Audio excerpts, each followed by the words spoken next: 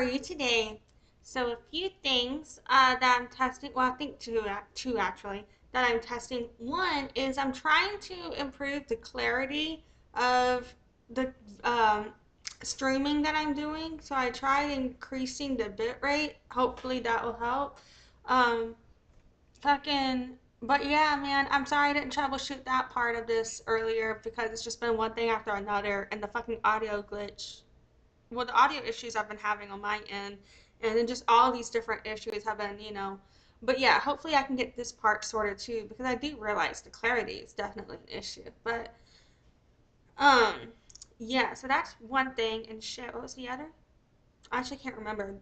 But instead, I'll just say I think I'm figuring out this like where I have this setup countdown buffer that I use before I go live.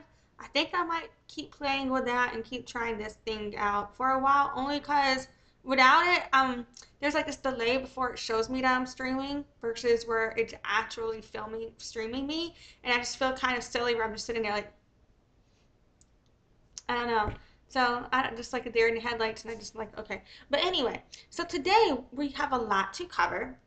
We're gonna be going over the GoFundMe. It is back up again. I think it's the same wording though, so I'm not gonna read all of it, but it's back up, so we're gonna check that out. The next up, somebody posted the part of the live. I don't know if it's in the entire thing, but it's definitely a good part of the live that Cynderra from Casze did. I think that's Cynderra. It sounds just like her from the post that on her page. Um, so yeah, we got that to check out. And then after that, there were two of the people whose stories we've been following or whose stories we found out. Well, one of them, her name is Dana, and we saw her in the comments in my live stream last night. Um, and I'm already blanking on what I named that, so my bad. But fucking, and then the other one is the one we've been following. I think it is, let me double check, the readdressing or the DaDon. That one. So she posted another story time as well. And so I figured we would check out all of their material that they've been putting out recently, see if they put anything else out. And then on a different post where somebody was posting about the damage control that Kaze has been attempting, um, the Cynderra, I believe, um, is was commenting to the account that is speaking out on behalf of the employees who was a former employee of hers, and Cynderra is trying to name who the employee is, and I just think, well, I think it's fucked up. I really do. I really think it's fucked up as shit. So I realized like the smile on my face was not cool for that concept. You know what I'm saying? Um, because it's vicious. It's pretty vicious in my opinion. In my opinion. But I also kind of think it's hilarious, like just the idea of her like throwing random employees' names. Like she's like, what if she doesn't? Okay, what if she does know? Because no, I don't know. Do you know? Do you know? No one who knows for sure who that account is, right? So like, I'm just saying though, like, but I've had a couple of anonymous sources contact me previously. I don't know who did that account, but what I know about people involved is, but I know some things about the people involved, I think. Potentially, allegedly. Maybe not. Do I? How much does anyone really know? Um, but fucking, what if it's not even the person she's naming and she's just naming random people? But then what if it is the person she's naming and it's even fucking funny?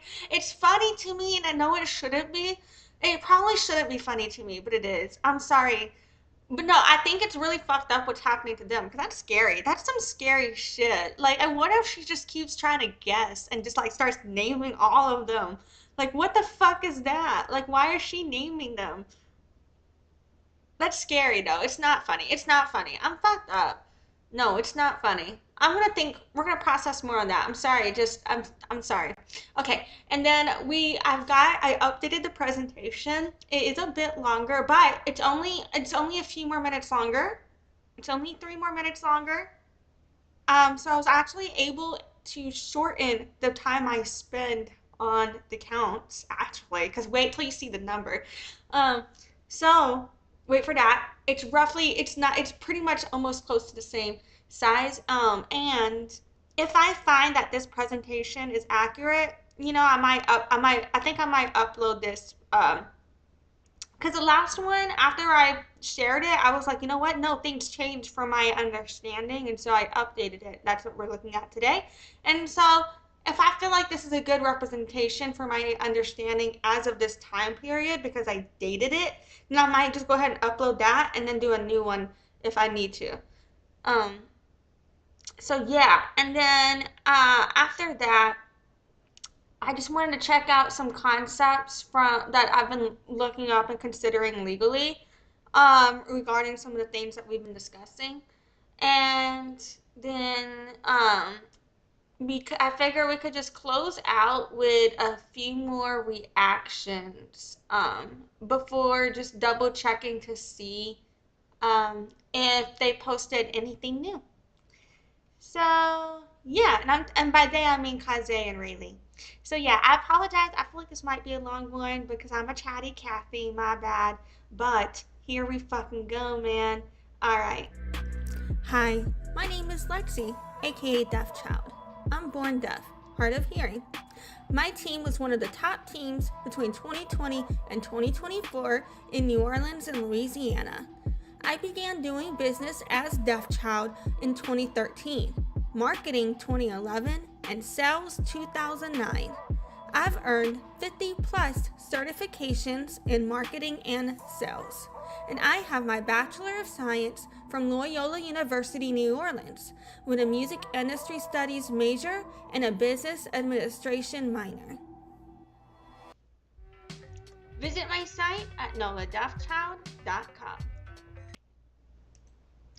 Okay, so first up, the GoFundMe is fucking back. So, in my afternoon kaboom, I think it was the Raylee and Casze updates one, the afternoon kaboom, that also was about the wedding photo mayhem. That one, I read the entire GoFundMe um, article there. So I'm not gonna reread the entire fucking thing. I'm just gonna kind of talk shit about it for a second.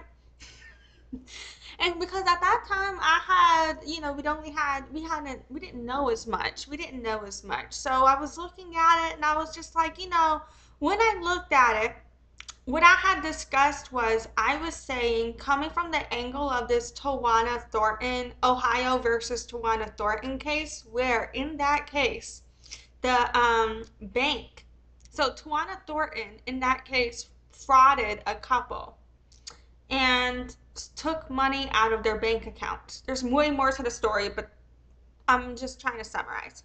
And so she got $5,500 out of their bank account by writing checks and, spending that money on what she needed. And she didn't have to pay the money back because the bank reimbursed the couple.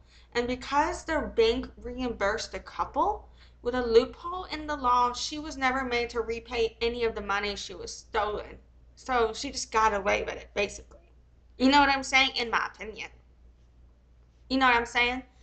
Um, and so I'm wondering if, because Kaze, and so that was my previous focus, was because Kaze is including the property and all of that, and the overhead costs and the salaries and all of that, and the GoFundMe, instead of only doing the attorney fees, would this then legally negate the restitution to her of the amount owed back to her if she's getting that money elsewhere? Because that did occur in another case. I'm just questioning. I don't know shit. That might not happen. But if this was just, that was the angle I was taking it the first time around. And this time around, I just want to think on the fact, like, if it was just legal fees, I wouldn't really question the GoFundMe, because who hasn't been broke, gotten into some legal situation, need help getting an attorney, right? But it's the expecting when you're a business owner asking the public to fund your inventory and your business overhead and your payroll, I think that's where we get into there's that gives in my head is part of what gives credence to my theories about potential issues with finances and business operations, in my opinion, potentially. Just throwing that out there. So I just kind of wanted to think on that in terms of how what you do puts out, reflects on your business and things like that. We read this thing and the entire word for word. If she changed something, maybe I'm not processing it or missed it, but I think this is the same fucking thing. And I am shocked that she's gotten $965. Wow, like you guys, I don't understand. Just like I don't understand why anybody was going to leave Raylee bad reviews, that didn't actually fucking know her, have an issue with her, and like a reason to. Um, I don't understand why people are donating to this GoFundMe either. So yeah. Next up, I guess that, you know what though? Back to the GoFundMe real quick. Was bitching a lot that it was bugging me that the GoFundMe link was still in her bio, but it was taken down. I had been saying that over and over. I was like, why is it still here when it's not up? I kept saying that. Well, I guess that explains why she just left the GoFundMe link up because I guess she planned on keeping it all along. I don't know. But I guess that explains it. Like it was never really gone, maybe. So, thanks to Alexandra Bueno on TikTok here, we have access to the wedding dress recording of the live stream here. So, of course, we gotta check this out. And so I don't have the mental capacity. I'm not gonna just sit here and pause and read all the comments because that would like we just wouldn't get through this that way. But the comments basically don't go in her favor. They're all making fun of her for the most part. Um, and she does read some of them and responds to them too. She clearly seems to be very emotional about it, in my opinion. And what? I'm gonna just keep reacting as we go. But yeah.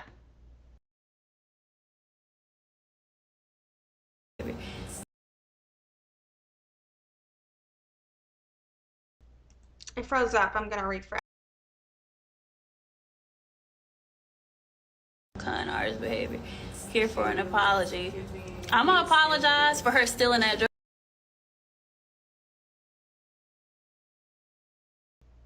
Sorry, I forgot to pull this up. Apparently, my bad. Okay.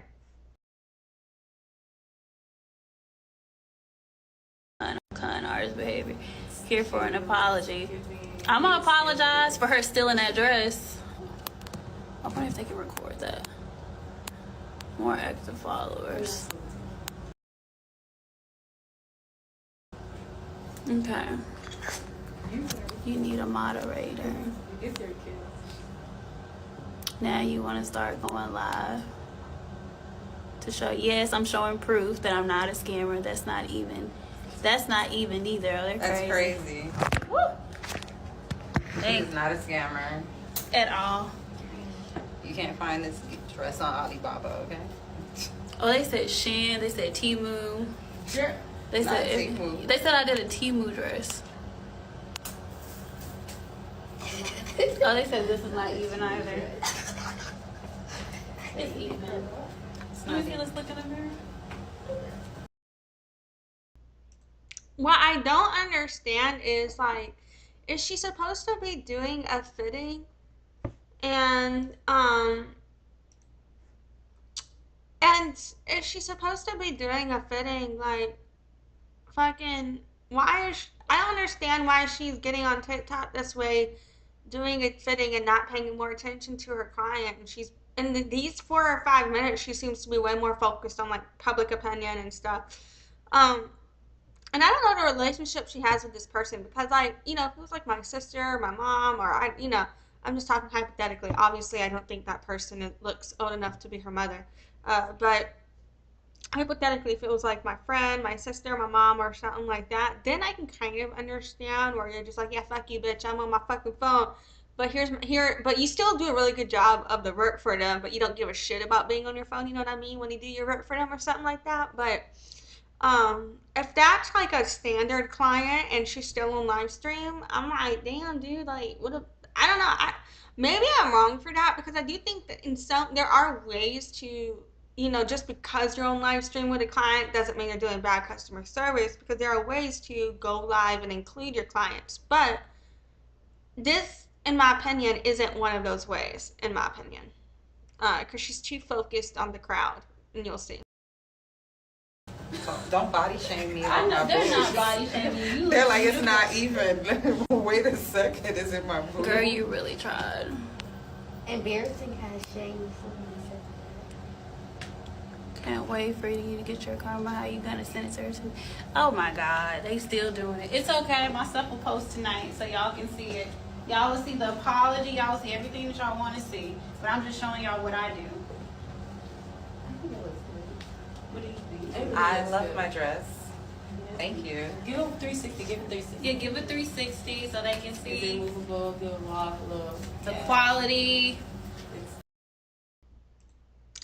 In my opinion, it looks like she's just trying to get somebody, they're just trying to like show more of the dresses and things like that, and generate and maintain interest generation for the dresses and kind of be like, just show this isn't bad work or something like that, potentially. Could be like where she's playing at or where she wanted to go with the live stream.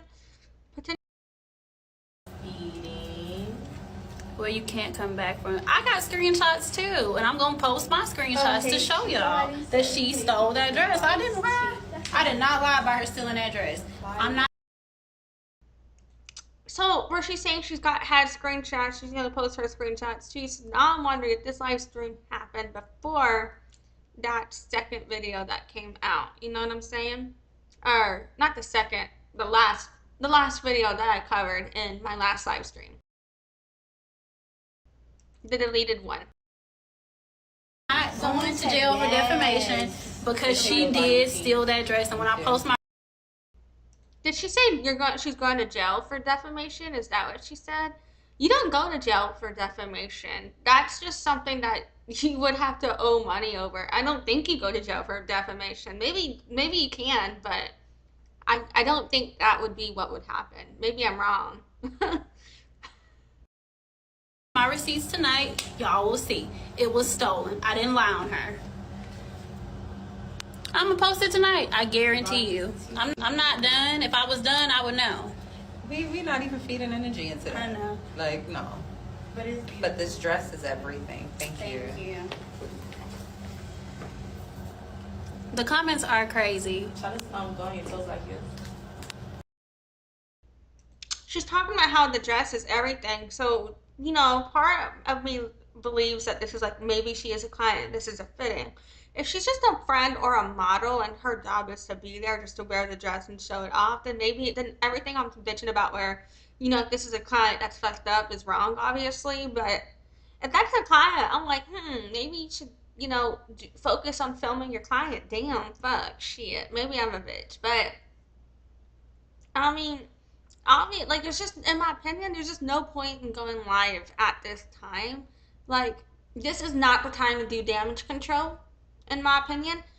You do damage control and clean up after the storm blows over. You're still within the 2-week news frame of the storm still. And even though we're reaching the last few days of the second week, typically a news cycle is 2 weeks. So I'm expecting the hype on the main, I'm expecting the main hype of this to die out by the end of the weekend, unless there are actually like more shit happens and comes out. But because, of the updates that have come out in the live stream and the deleted posts and all of that, in my opinion, she's still in the, maybe even if she's towards the end, she's still in the shitstorm.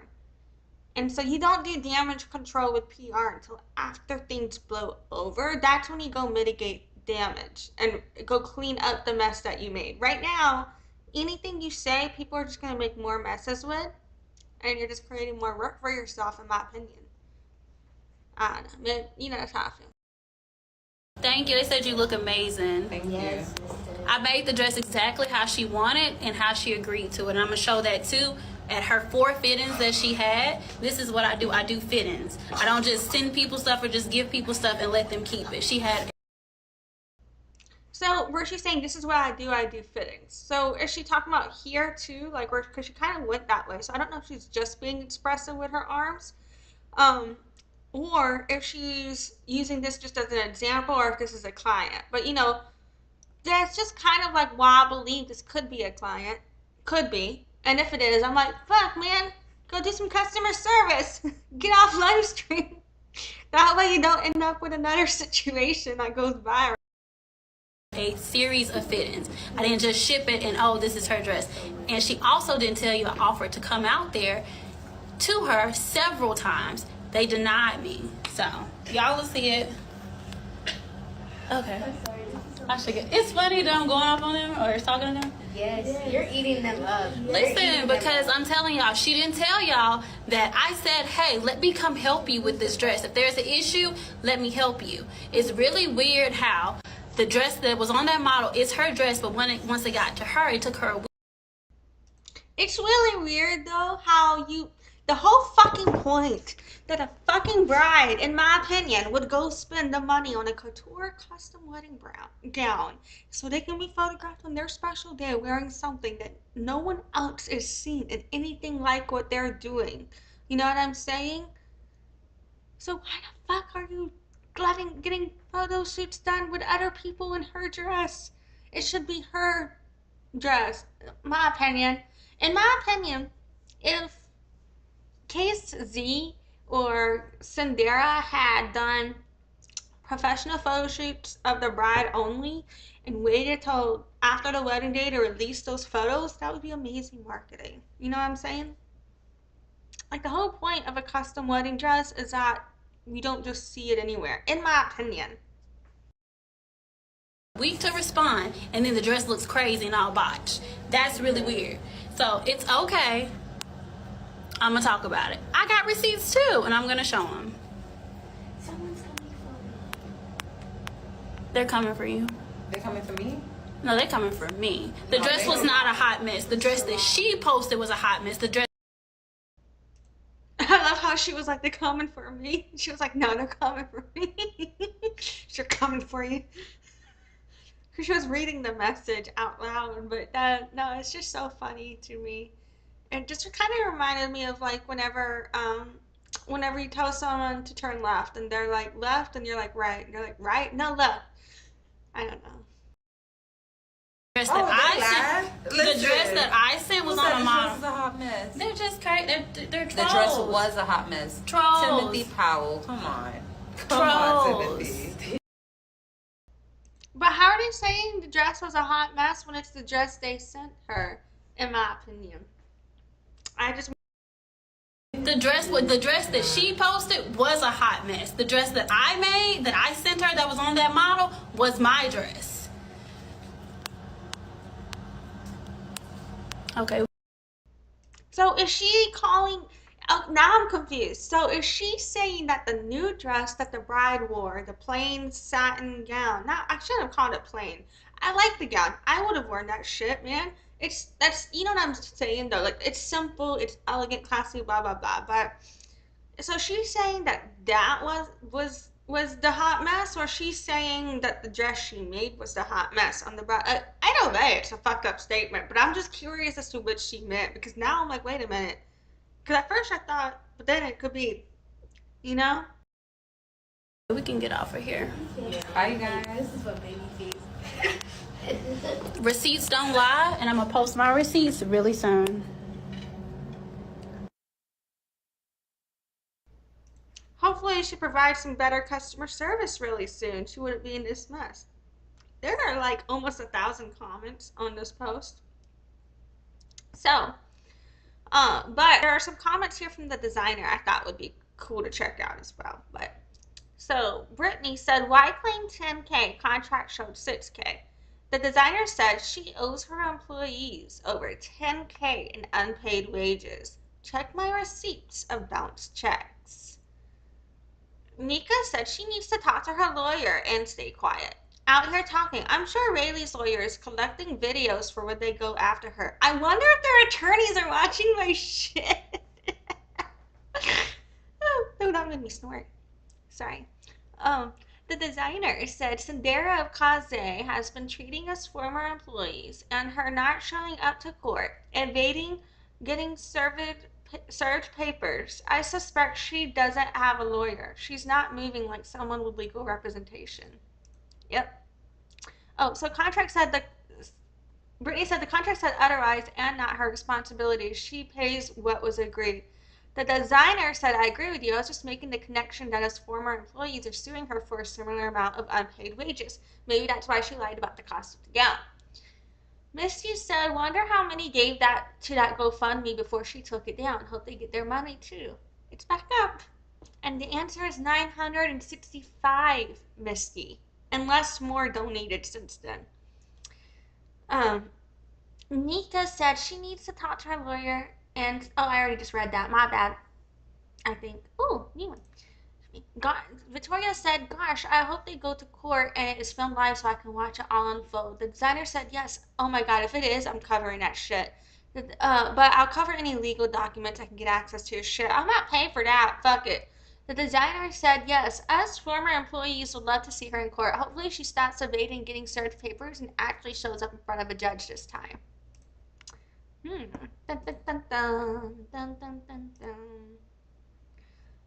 And I'm paying attention to the designer from the former employee perspective, to be honest.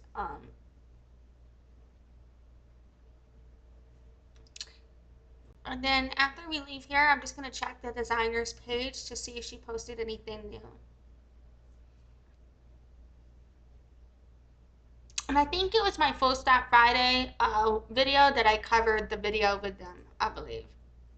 So the live, Alexandra believes the live was 4 days ago.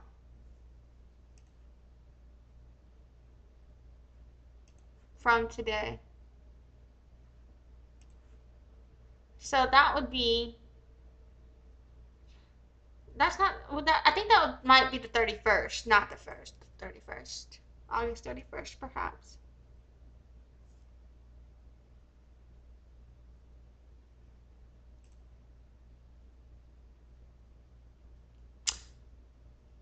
I feel like there were things that happened that could pertain to racism involving, specific comments, in my opinion. But you know what? I'm not speaking for other people. I can only speak to how it would be perceived within my own community. And by that, for those who don't know, my father is indigenous. My mother is European, and hence I look like this. Hey, in terms of descent, you know what I'm saying? My father is not white. Man, but I can show you pictures of that.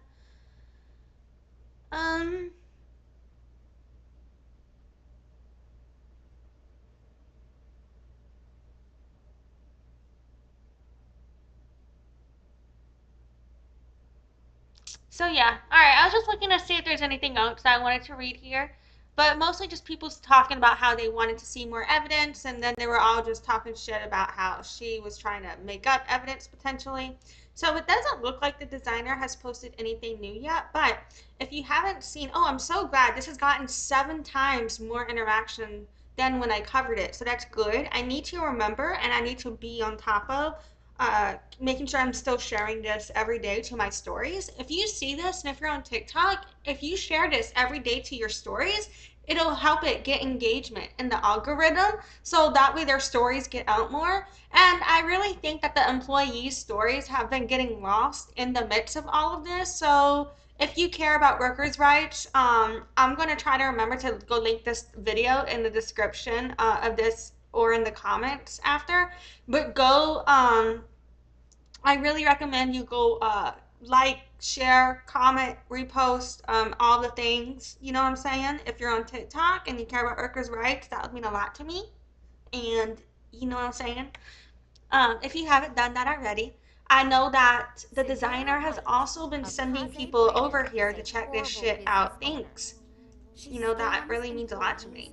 Um, I'm gonna go ahead and just add a link to this now. She cancels her appointments Oh last shit. minute because she orders her supplies for her customers at the last minute, causing everything to be late and her with the Georgia Accidentally hit play on that, but so I added this video to the description of this video live stream already. So yeah, fucking go check that shit out. Muy importante. And I cover my opinion on the whole video in my Full Stop Friday. Raylee shares the evidence. Employee speaks out live stream. I think that's what it is.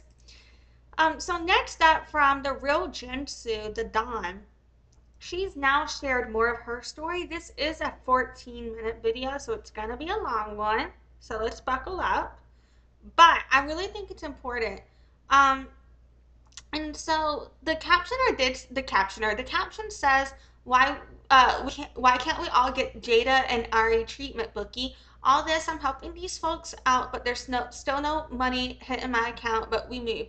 And she tagged Shade Room, Spiritual Road, and Casze. Ooh. So you know what? We're gonna watch this and then we'll check out the comments. Alright, y'all.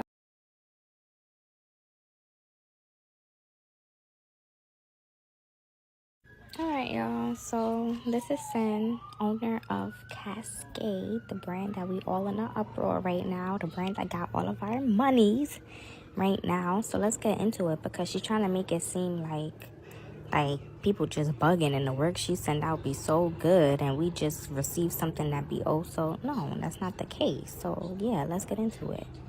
Now you saying we all crazy and we don't know what we... Okay, so text messages. From Cynderra, it says, "Shut up. No one has scammed the clients. We have been in full contact with them and are delivering their garments. I am so tired of this at this point. I have tried my best to be professional with you, but you have just gone too far." And she replied, "Sin, you shut up. You've been ignoring my messages for days, acting unprofessional." Sin said, "You have been so disrespectful to the point of calling clients, saying to not pay for garments, and the craziest thing." And she said, "I'm tired of you, love. You have no money and you're a joke. You became suddenly so tired of all this when I asked for my paycheck." Oh, I don't know who this is. So, and it says, "You're a scammer and a coward, like I said. You're telling me to shut up on a text but can't pop out in person or on the phone. You're not." Okay, so this, I thought this might be from DaDon, but I think this is from somebody else. Because the paycheck would be an employee issue. So in my opinion, this would be you know what I'm saying? This would be so she's about to tell us, I bet, what this is about. But yeah, that's what the text message said. Let's we'll be talking about, but why is it that people have to run you down for their money? Not only clients, but clearly employees too. So what's tea? Like what? Once again, running you down for their money. Then I don't know who it's from, so it's an anonymous employee here. I haven't seen any of this before. It says from them, "Hey, have you stopped driving? This is not cool, Sin. I need all my money and it's unacceptable for me to be chasing my paycheck that I earn. It's rude and there is no sense of urgency for you to respect me and pay me. You're on Instagram posting but haven't sent my check all day. I was expecting payday to be on Friday, like top of the morning. I've never been paid out almost the next day." And you being rude. Why are you being rude? Because somebody want to get paid. I'm confused. You just don't like giving back up money. But we move. And So this screenshot is looks to be like on a video where oh, it looks to be on Kaze's video that recovered where she shows her quote unquote receipts. And someone said, "On Daya, this situation got me so confused. It's so many sides to the story, I don't even know what." LOL. Kaze said, "What's the real truth?" Makes you wonder now, right?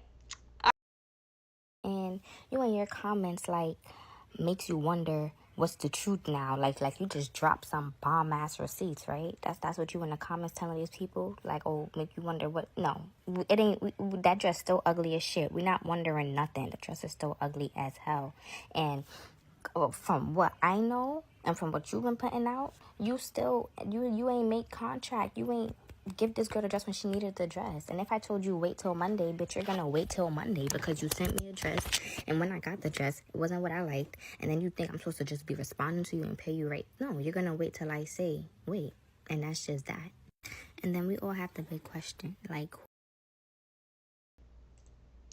Okay, so now we have some comments. Oh, I didn't even look at the additional commentary on that video that I linked in the description of this one. Okay, I'll need to do that in a different live stream. But what's on here in this video right now, the designer said, one, she contracts a majority of the process. Those illustrations are made in Adobe Illustrator. Cyn does not know how to use Illustrator. She hires someone to draw designs. Casze pays for the drawing. So technically Casze owns it. That's fine. She then hires seamstress, or sometimes she do it herself, draft a pattern. The pattern is sent to India. They do the beading and crystal panels. Then who's making these dresses, right? And here is your answer. She do not make these dresses. Cyn cannot see to save her life, and Cyn cannot draw to save her life. So who making these dresses, you say? The people that she hiring. And who she hiring? Them immigrants that's crossing over. And what is she doing? Underpaying and overworking these people. So I'm confused as to why our dress still can't be what you advertise it to be. You're not even the one that's like, what? You don't think that at least let you pay these people so they can make my shit correct? That's not what you thinking? So I guess that she comes up with the idea. And so 3, the garment is sewn together by seamstresses and immigrant workers. She does not do majority of the sewing. She will sew sometimes if she feels like it. 4, she does design as in come up with the concepts of each project and how it will look and manage the whole project. She has terrible time management, so things are frequently rushed, reducing quality. someone else orchestrates it, right? But the whole problem is you rushing these people last minute. You ordering these cheap ass gems, jewels, whatever you want to call it, craft supplies, whatever you want to call it, and you using E600 glue, just throwing that shit together when you feel like you out of time. What's that about? And then, bitch, you know what really got me mad with you when I woke up today? You gonna reshare this. You so motherfucking tone deaf. You gonna reshare this. And maybe you... I'm not gonna bother educating in her comments on this video at this time because there's too much happening here. And I just don't have the mental energy. But I already did a live stream on why tone deaf is problematic in terms of how that term used in this way is discrimination against deaf community. And so after this live stream ends, I'll link that live stream in the description of this video for those of you who cared about decolonizing in terms of supporting deaf community. Don't do that. You know what I'm saying? That's discrimination against deaf, by the way. And if you want to know why, watch my other video about it. But the caption over this video says, over this picture where it has a beautiful woman in a dress, says, the first of the month is never a problem when you have deposits coming in frequently like this. Ooh. And it was posted to Bougie Barbie Instagram. You promoting your dress. Maybe that's your dress, right? But you're going to reshare this and say, and it says, the first of the month is never a problem when you have deposits coming in frequently like this. Like, you're not holding on to my money, bitch. Like, you're not holding on to mad people money. Like, of course you don't have a problem the first of the month, bitch. You sitting on my money. What are you talking about? Here's another screenshot of you refusing to give somebody their money back. Like, so this screenshot says, you need to do the right thing and issue a refund. If you refuse to give me a full refund, you need to at least give me $500 back, period. You are wrong. I don't care what you say. You are wrong and you know it. What's disheartening is your sad reach to make excuses, when it's clear in the text thread that I reached out several times and you keep making excuses and not taking accountability on your end. You are the worst I have ever done business with. I read the thread. That's why I told you to read it so you can see your inconsistent delays and responses. You rather go back and forth when you know you are in the wrong. Stop texting me screenshots and issue a refund. You rather squander money and keep a payment versus take accountability and issue a refund or payment. It says volumes about your character and lack of customer service. I would never. Like, are you dumb? And like everyone says, you make these sad ass, poor ass excuses for yourself when time comes and people are asking back for their money. Like, I'm supposed to just eat that. Like, oh yeah, well, you said you can't give it back to me right now, so I'ma just wait, or I'ma just, like, no, people getting frustrated with you, girl. And if this is not enough, here's the next one. People reaching out to you, 1, 2, 3, 4, 5. Like, what? So this one says, no, can you ship it? August 2023. Hello. This is August 10th, 2023. August 11th, 2023. Hello. August 13th, 2023. Hello. Hey, hello, when will I receive my dress? August 20th, 2023. Hey, I've been calling, I'm texting, you're not responding back. When should I expect my dress? I need for my birthday party. August 22nd, 2023. Hello, when should I be expecting my dress? And I think this is a text message. Small chance it's a WhatsApp message. I think it's a text message. Reaching out to you and you not texting me back and I just gave you my money? Do that sound acceptable? Why you think that you just someone's just trying to tear down this black woman? And no, stop pulling that card, girl, because you ain't just find out that you was black yesterday or when this whole issue started. You been knew you was black, and majority of your clientele are also black. But did you care? No, you didn't. And here's the next one. So this one says, good day, and it's 2 missed calls in front of this, but it looked like the missed call was where, in my opinion, I think it's like this person was calling them and it was missed. Like they didn't, I think. Maybe I'm wrong. But it says, good day, I have not received any update regarding my dress. I don't have an address nor pick time.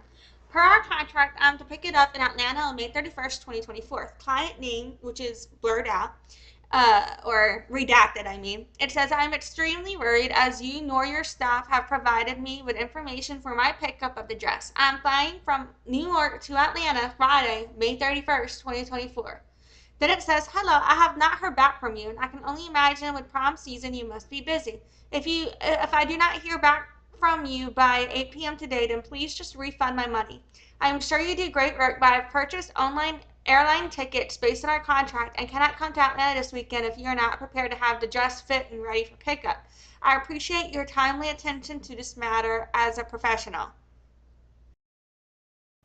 Look, and this is from 2024, so don't think that nobody pulling anything out they ass. People still in this year not getting their stuff or getting what they asked for, and you're still not refunding them. So all this money that you sitting on, why did you need to GoFundMe?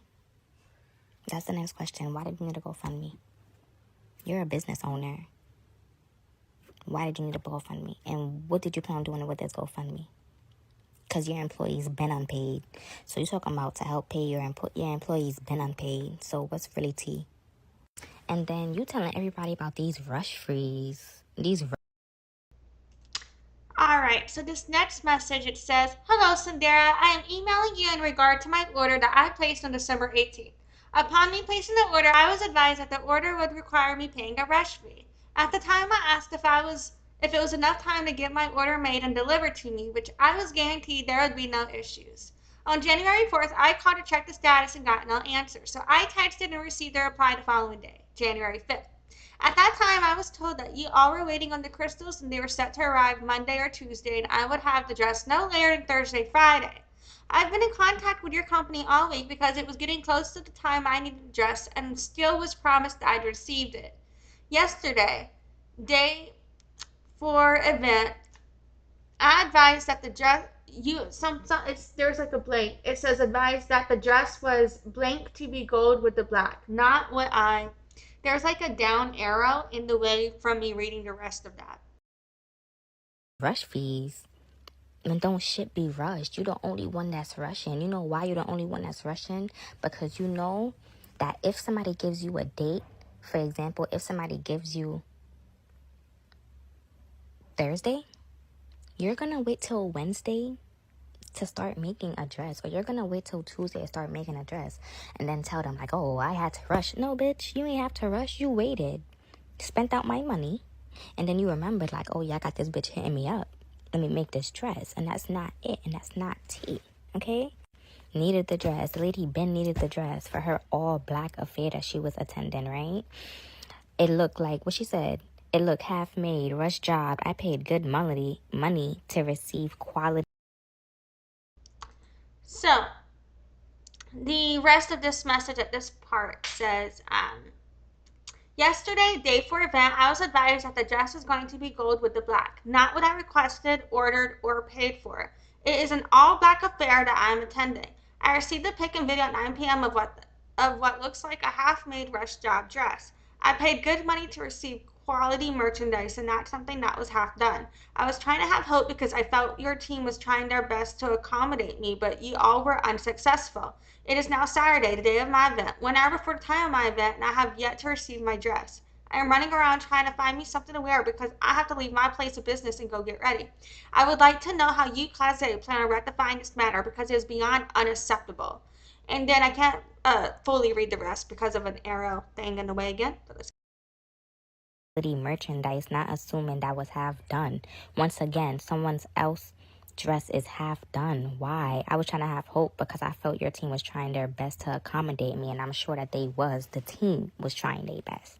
It is now Saturday, the day of my event, 1 hour before of my event, and I have yet to receive my dress. I am running around trying to find me something to wear because I have to leave my place of business and go get ready. I would like to know how you, Cascade, plan on rectifying this matter because this is beyond unacceptable. Do you think she get this lady her money back? No, she didn't get this lady her money back. And guess how much this lady paid, y'all? Y'all see it right there, $3,000. So the rest of this message says something about the status of the dress. I should have been told the truth, which is there's a possibility that we will not be able to fulfill your order, and gave me another option at that time. I am a business owner myself and understanding to how customer service works and how mistakes can be made. But this problem is not my mistake and should not cost me more than $3,000. I have yet to still receive my product. Please contact me ASAP in regards to how we are going to handle this matter. $50,000, and then the day of my event, I don't even have the dress that I paid for, and you telling me you can't what? You can't give me my money? What you mean you can't give me my money? And that's why you in court with so much people right now, because you keep holding on to that money, girl. You keep holding on to that money. I hope that shit buy you the best lawyer there is, bitch. I really do, because I'm gonna see you in jail, okay? Here it is. Someone else. So, in this text message, someone said, hey there, can you please issue the refund for the top? Thank you. And this was April 5th, 2024. And they responded, hello, we are here now still searching. We're going to send photos when we find. Sending a refund would be a complete loss because it's done. On custom garments, once we purchase material and do the work, it would be a complete loss. So we'll update you when we find today. I just arrived last night, so we will just start looking, so it is here. I will update you when. And someone said, this has been since November. I'm sorry I have been more than patient and understanding. We are in April. I would like a refund. And they sent their Zelle. And someone said, this has not been since April. You reached out in March, ? The garment we started in November and finished in December, January. I have no other. Asking for their money. What is this? 2024, once again. Someone asking for their money, right? You got your shit mixed up with other people's stuff. And they're saying we in April. They want a refund. This has been since November. Now you want to sit up here saying that I waited to send my stuff back. She waited to send her stuff back too, baby, and you still couldn't send her money. Like, are you crazy? And then you went through your little boxes full of your All right. And so then after that, she sent a picture and it said, and found it. You can let us know about which color lining and we can add and readjust that. This is brown. I stuck under here. And she said, I've already stated that I wanted a refund hours ago. You keep choosing to ignore it, which further confirms the unprofessionalism. I still want a refund. And she responded, hello, we agreed on having until today to find the garments. This is, and then they kept saying something. personal stuff also, and you found it. You think somebody want to take something that's just been sitting up, folded up in a corner somewhere, and you talking about you found it? what? What are you talking about? Like, you keep it, and you keep ignoring the fact that she said she want her refund. You cannot just give somebody something and expect them to give you money. That's not what they want, baby. What are you talking about? Here's another one. So here, someone, the end of a message said was given no response. Then at 6:55 p.m. one day, she said, "Hi, I just saw this. Hi, love. Yes, I will tell her to contact you immediately. I'm super sorry about this." Someone said that. And then someone else said, "Yes, please, thank you. Also, I spoke to a girl that did get her dress done by this company, and she explained her situation to me as well, and it was very similar to mine. She told me the beads on her dress were falling apart and it was ripping. I feel as though this is unprofessional coming from whoever is in charge. I paid $1,000, which is half the deposit down, just to find out my dress isn't even started at all. Prom is in a week, and thank you so much for all you're doing for me. But it's starting to get frustrating because I feel like I did give enough time and invested a lot of money into my dress, and I'm not receiving the proper service, but I still hope to receive the dress in a proper manner, please." Someone else having the same issue. Yes, please, thank you. Also, I spoke to a girl that did get her dress done by this company, and she explained her situation to me as well, and it was very similar to mine. She told me the beads on her dress were falling apart and it was ripping. I feel as though this is unprofessional. Coming from whoever is in charge, I paid $1,000, which is half the deposit, down just to find out my dress isn't even started at all. Prom is in a week. And thank you so much for all you're doing. Okay, well, that's because all of that other stuff and the thank you is to her actual team who actually does and tries to rectify the situation. You know? And this is just to backtrack because this lady been asking for a refund and you was not trying to give her refund. So here it says on May 26th, "Cynderra, you are wrong on so many levels. A deadline is a top of day early, not when it's convenient for you to locate the item at night. You have no leg to stand on. Stop texting me these ridiculous excuses. You make no sense, even more so as it's all documented. Furthermore, I would never have a customer reach out so many times before even responding and then relocate without shipping an item or communicating timely. It has nothing to do with race or gender. You are unprofessional, lack accountability, and have no customer service. Don't text me anymore. I asked for a refund and it still stands. What's wrong is you keeping a payment with all of the documented excuses and back and forth and refusing to offer a refund as requested due to your negligence. My lawyer will be in touch." She told her don't reach out to her no more because she will be taking your stupid ass to court. And what you did, let her take you to court, and what you did, you ain't never show up, and you ain't never gonna show up to nobody court date, bitch, because you're a scammer. Here we are. Dress barely made it to the lady and shit. Alright, somebody else. So the end of one message said, "My baby butt part falling off." The response, "What? Can you send the photo, please?" Said, "The crystals." Okay, she at send off now. Said, "What crystal?" The added centerpiece. Response, shaking my head and want a video. Said, "Send this to," and it's redacted, and it says we cannot see it. Already falling apart. And she was gonna beat your ass. She was gonna beat your ass so. Now we have, I think it was either a picture or a video was sent, and then after that it said, "Send me half my money back right now." And then it said, "Or I'm gonna go dispute the whole charge. I'm not fucking playing."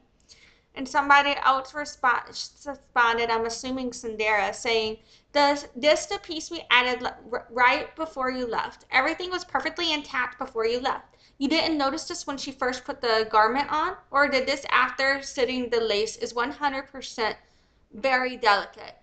And someone said, "Bitch, you ain't even have it in a garment bag. She just put dress on and got in car. And while in car, we unzipped so it's not tight. Please stop playing with me.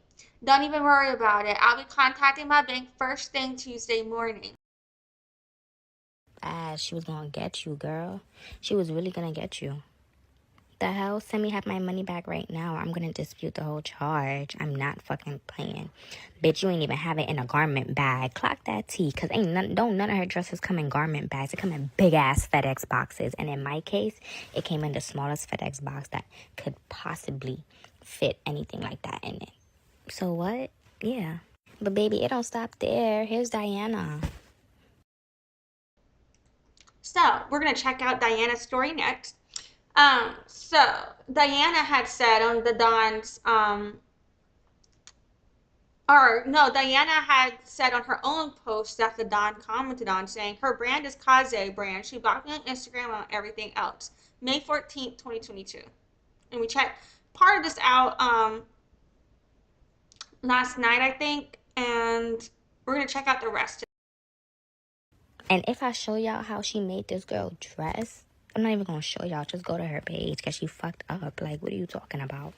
And here's another. You trying to stab up this girl chest. So in this text message, it's got the rest of a picture, and it says, "Can you?" And then the response, "Can you take a photo further back and on the opposite side? This was used to pin together. Turn the dress over." And she responds, "It's not visible on the other side. It's inside the mesh." And she said, "Can you send a photo of other side, please?" Shit coming out, and they paid you already. These people paid you already. And these is the problems that we have when we get our dress. But you not a scammer, right? But Jada, Wada, Ari, all these bitches getting what they want and promoting what they promoting you, and you can't even deliver what you promoting. Is that fair? And there's more, but just to end this right here till I get to the next part, bitch, you reuse dresses, you do all of that. You recycle, okay? You're a recycler. And if I'm paying $3,000 or $2,000 plus, bitch, you better not give me no recycled dress. Cause I know a bitch who charging $2,500 for a jumpsuit and a corset. Here we have a screenshot. It says lace jumpsuit with crystal, $2,450. You can choose the size and the color between black and nude. But I'm not sure where this is sold at. Ain't sitting up here with a GoFundMe, a $12,000 GoFundMe, and you can't get back my $1,750 because you don't got it right. And I got a little story behind this too, but baby, I ain't gonna get into it because that ain't none of my business. I'm just here to lay out the facts, okay? Because you posting all these reviews from years ago, from happy clients from years ago. I'm sure they was happy. Thank God that you delivered what you said you was gonna do years ago. But baby, why you keep running into all these issues? Why everybody want to sue you, and why can you not give back a refund? I done spent money in places places that you ain't never gone. Like, I'm not trying to be a hater or nothing, but I done spent the same money that you think that I spent on you, I done went and spent better in Hermes. Okay, and guess what? When I went into Hermes and I got something, there was once a time where I came home and I realized I did not like it. I didn't want it anymore. And guess what? You know what I did? I took everything back to Hermes. I said, I don't like this anymore. I said, I don't like it. Like, I don't know. It was cute in store, but I don't like it anymore. Baby, I went back to that store. They helped me as much as they can. And at the end, when I still didn't like, or I didn't like the fit or whatever it was, guess what? I got back my money, and that was way over what I spent on my birthday dress. So, bitch, I'm not taking that from a bitch that's selling 2,500 jumpsuits, telling me that they can give back my money right now, and then trying to play victim online. You should have stayed quiet, because now I'm on that ass. Let's just put my dress up back for more, just to have something on the screen. Baby, this was unfinished. This is what everyone's saying they're getting. They said that they getting unfinished stuff. And why are we getting unfinished stuff and we playing a band plus for dresses? I almost paid you $2,000, girl. For real. $1,750 is a lot. A lot of people don't even know, like, what? $1,750 is a lot, girl. Who you think got that to just give and receive, not receive what they wanted? This is not what I wanted at all. But we move once again. And for everyone wondering how much she got from that GoFundMe, that's how much she got. So this is interesting. So earlier today, there was $965 raised of the $12,500 goal, and here in this screenshot, it says $1,010. So are people requesting refunds on the GoFundMe? That's wild. I hope people are requesting refunds. Get your money back. Anyway. either go get y'all money or don't. I don't really give a shit. But baby, that $1,000, she just missing $700 more, $740 more. She would have my $1,750. So if y'all want to if she want to put that back up and y'all help her so she can give back to her clients that is hilarious. If she was, if I actually thought she would fucking pay them back, I would be like, yeah, but, if I don't think she would. Maybe I'm wrong, but I mean, if she would, wouldn't she have already? If she could, couldn't she? Can she really not? Where is her money going if it's coming in? What's happening with this cash flow and the business procedure? How much is she paying her manager? You know, one thing I do with each one of my clients, when they work with me, I look at the price of all of their offers, and we do the math, and I tell them, you're going to cap out your work with me at this many hours because you can't afford me at this many hours or you're not going to be profitable. And if her business manager isn't doing that for her, then I question if that's where the money's going. I'm just asking questions. Or is she just misspending it herself? I don't know. Yeah, then y'all could do that. But the people in the comments, I want to smack the shit out of all of y'all in her comments because I know none of y'all could afford nothing on her website. Not granted, thank God. God bless y'all can't afford nothing because y'all might have got scammed too.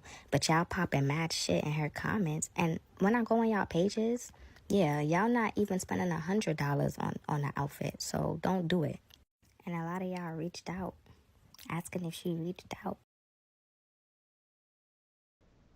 So we're about to find out the context of this message, I think, but it says, yes, of course, your number was blocked from that business phone, which I wasn't aware of either. So if you were reaching out, I didn't know. Also, I see messages deleted with the last correspondence. I'm so sorry she no longer works with us either, and there were other client complaints with her last year. So I apologize again. Reach out when you get time so we can figure something out. Again, I was personally working with Raylee, so I know she was handled with extra care with her being a last minute bridal. So I had to say,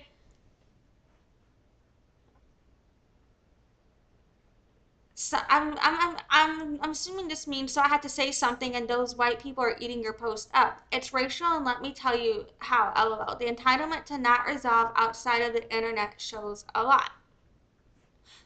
I can't speak to the context. Baby, yes, she reached out. Did she reach out saying she was going to give me my money? No, she reached out saying rightly wrong, and I'm helping. Look at, and I want y'all to read. So I had to say something, and those white people are eating your post up. It's racial, and let me know, and let me tell you how. The entitlement to not resolve outside of the internet shows a lot. Bitch, how you saying that and you the one who brought it to the internet? And those same white people that you talking about, baby, those are the people who I seen that was really pushing your story, that was really on your side before Riley or Raylee. I'm sorry if I'm saying your name wrong. Before she even came out and gave her 2 cents. You didn't want to handle it offline. You think you're entitled. Bitch, if I told you to wait, if I said I'm dealing with my wedding right now, you sent me a dress, that shit, I'll send back to you Monday or we could resume this Monday.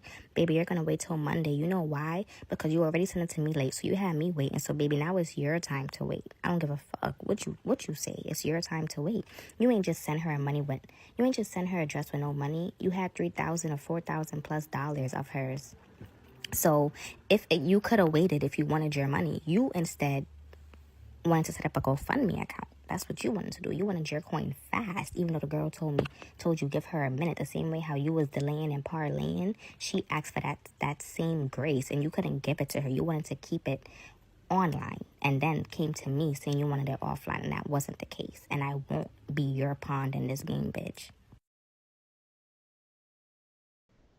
Honestly, I mean, I feel like even though there's no evidence to necessarily explicitly state that was the motive, the facts of the case do lead to a possibility of where that motive makes sense. You know what I'm saying? Yeah, she's onto something in my opinion. Alright, so next up, Diana has posted her story. Oh, you know what I forgot to do? I apologize. I wanted to read the comments. Let me read the comments here real quick. And I'm not going to read all of them. There's 125 here. But I just wanted to skim and scan real quick. Let's just check some of these out. So, of course, we got people supporting We Ride at Dawn. But let's check out with the designer here. So, a commenter said, Rayleigh's dress was so ugly and bulky. I'm sorry you had to deal with Casze. You and other girls that has been scammed by her should unite and sue the heck out of her. The designer said the petticoat and undertool was not tapered evenly and caused the skirt to be lopsided and bulky. I mean, basic gown 101 skills is doing the petticoat in a flattering manner. This dress failed that. DaDon said, that dress was a disaster. I don't care if that's what Raylee wanted. It was executed horribly. Misty said, girl, you know that no damn body ordered what she got, just like nobody ordered what you got. The designer said, wow, there are so many victims, the list is endless. We are Casze victims too. She must enjoy ruining people's big days and traumatizing people. People are asking for more to the story, saying she's sorry they had to go through that. This is the best commentary, that your voice is soothing, and make this a series. She's a queen. She looks so good. This is so good. We need this posted everywhere. Delaying and parlaying had someone dying. That was funny. Commentary on point. Love the voice. All of these things. The one thing is that one comment regarding deaf community. I'm hoping she decolonizes language regarding that. But she's still really young. She probably just literally didn't fucking know, man. There's just shit. I say shit I don't know better all the time, man. Like, we don't, and the reason that, when the video that I link about that term, the reason I called out the person I called out in that video is because I had that conversation with her, and the way that, in my opinion, she upheld and normalized the culture of perpetuating it is why I felt the need to specifically use that example. But all right, different story. On to Diana. Diana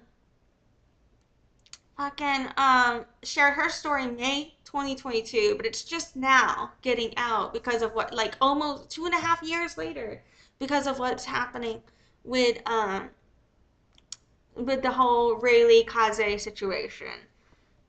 So let's see what her story is.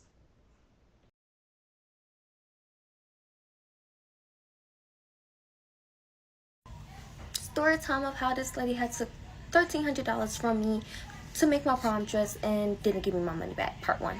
Okay, so let's go ahead and start all the way from the beginning. So I was looking at her page and I found her page via Instagram, and I was like, she do some really good work. Like, I seen her do dresses for Jada Waiter, I seen her do dresses for K. Michelle, Dreamed Out, and all these other celebrities, and I seen that she did really good work. So I was like, why not? Like, she looks like she does really well work. So I was like, let's try it. Okay, so if you look at the top, you'll see your appointment has been accepted, Saturday, December 4, 2021. As you can see, that's when I first booked my consultation appointment, and she charged me $50 for it, and I did pay it. Everything was set, and I thought everything was going good. Okay, so I'm trying to get everybody to see the entire thing. I did have to scratch some stuff out because we do have to take her to court, and I didn't want too much information to be shown. But if you look at the top where it says 10/10/21, that's when I first ever did anything. So I was actually doing everything ahead of time back in October for December, so everything could be good for prom by May 6, 2022. Okay, so as y'all saw, I had paid for my consultation. Everything was all booked. She really is a planner. This kid's gonna go far. Like, she's planning her prom dress, like, so far in advance. I was not on top of it like that. That's like, what, 7 months in advance? Set in stone, and I was just so excited. I was just literally waiting on a day until she tried to change my appointment. So as y'all can see, such and such says has rescheduled your appointment. So when I first got the email, it wasn't to my acknowledgement. Okay, this reminds me of some bullshit fuckery. I love my orthodontist team. I love the assistants. There's just one person at the front desk that I'm just like, bro, why are you like this with some of the shit she says and does? And this reminds me of something, of an issue I had. But anyway, okay, but no, I'm just saying, like, this shit frustrates me. You know what I'm saying? That's my whatsoever. So with her changing my schedule without my knowing or anything, I was like contacting her to see like what's going on. Like, maybe it was a mistake, maybe she meant to change someone else's. But then I call her and I get her on the phone, and she's just like, oh well, I have an important client flying in, and I was wondering if you can swap, times around. Can you come in earlier, or can you come in later? Okay, so at this point, I'm just like, okay, so what can we do? Because I had already booked my consultation, and I had already had things planned, around that timing. And I'm just like, what else can we do? And she was just like, well, let me figure some things out, and then I'll figure. She should have told the second client. She already has someone at that time. That's a hell no. Like, I would never push another client's time. Like, I literally told one of my clients, I can't meet with you on this day because I already have another client booked. And she was like, can I meet you on that day? And I was like, no, any other day but that day. You know what I mean? That happened once. But that wasn't like that was just like wording life, you know? But yeah, that was different. But still, it's like the principle of the matter. It out, and then I was just like, don't worry about it, like I can work some things out, because at the end of the day I did not want to go to all these different people and I did not have no dress, or something just went wrong, so I was just like trying to make it work any way possible for me to have what I wanted. So I honestly should have known from the very beginning that she was going to be a little off because of her customer service from the start. She wasn't answering the phone. She changed my stuff, and I really should have known, but I think I was being so gullible and so excited for prom. I just didn't want to hear anything from anybody, and I really learned my lesson in this part, but I think I'm running out of time, so part 2 is going to be up because it gets crazy. So yeah, fucking that kid, she's gonna do great, I think. So the comments here, you know, are saying what is done in the dark comes to light. I hope you get something in return. Sorry you got scammed. This TikTok needs more attention. And a lot of the comments are new. They're saying how many get this story spreading from 2022. Oh my fucking god. Hoping you get your money back. Have you filed already? Don't forget statute of limitations. 2 years for written contracts. Um, I think she did file because she had said she was covering stuff up due to legal things. So I think she's good on that. And so yeah, people are telling her she's pretty, sorry this happened, and let's watch part 2.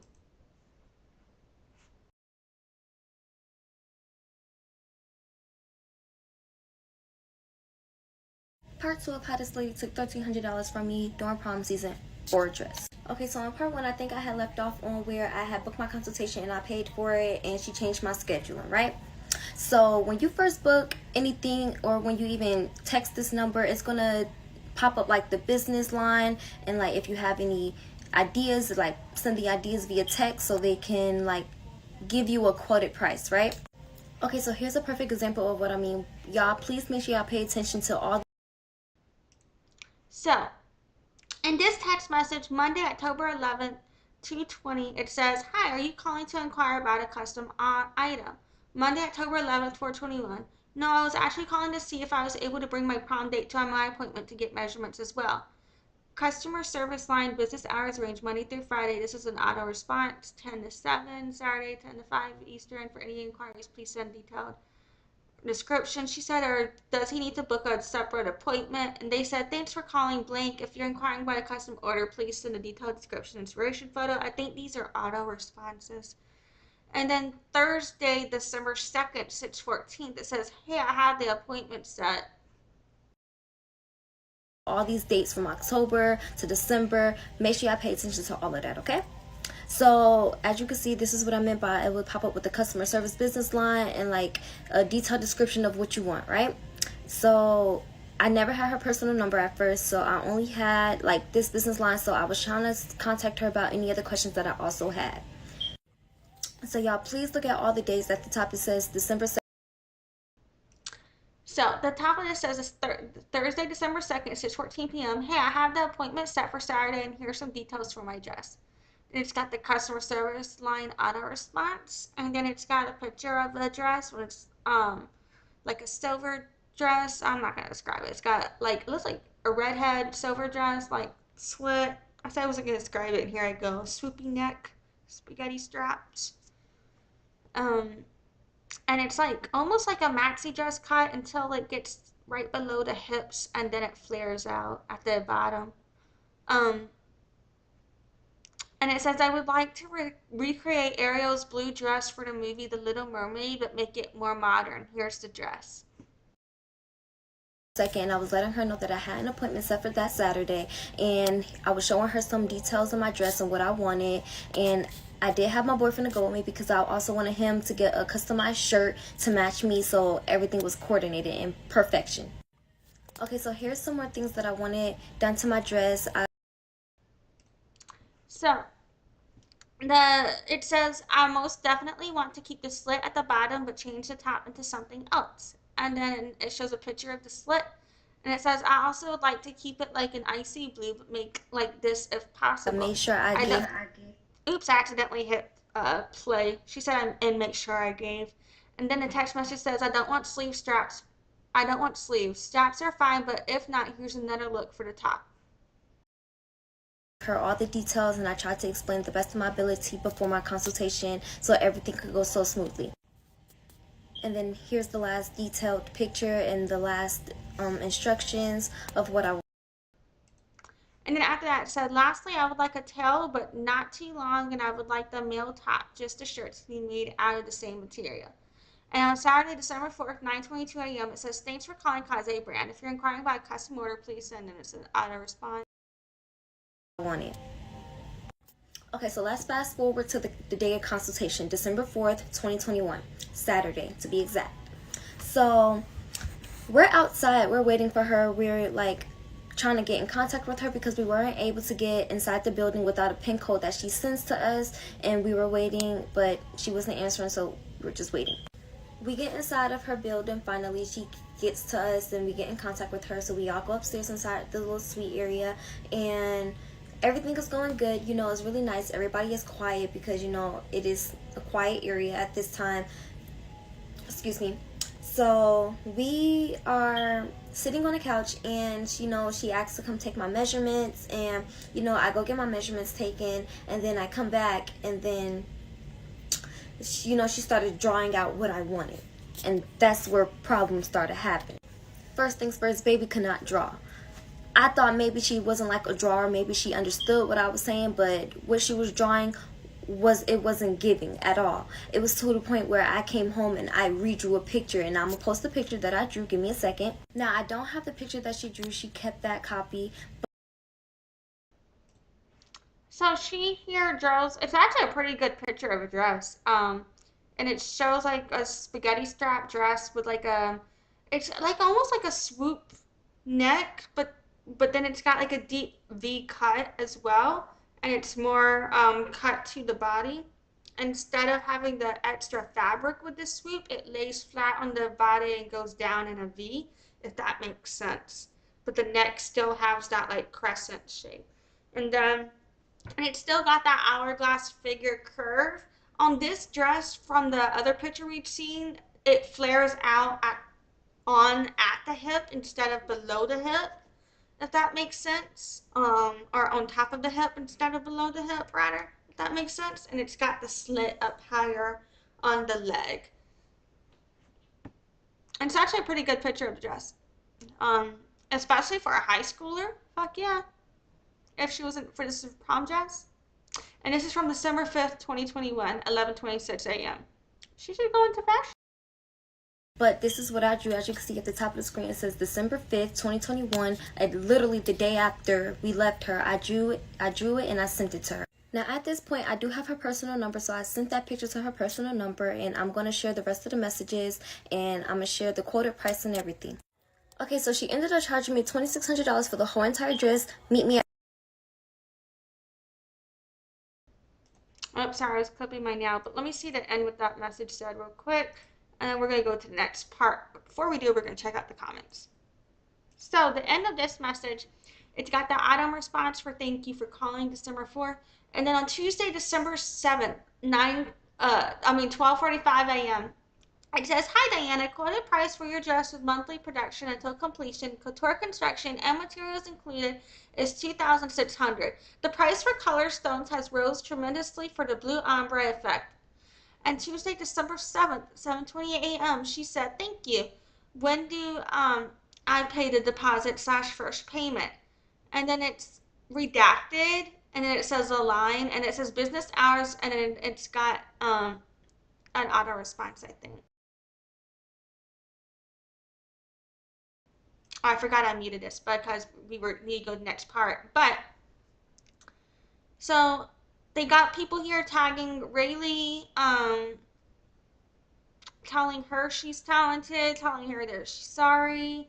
Lots of people tagging Raylee, people saying they can't stop hearing the chirp, that this is wow, that her vision's pretty, she should be a dress designer, and she then, you know, people are saying that they heard about her and were looking for her story. So yeah, Next, we have part 3. So here we go.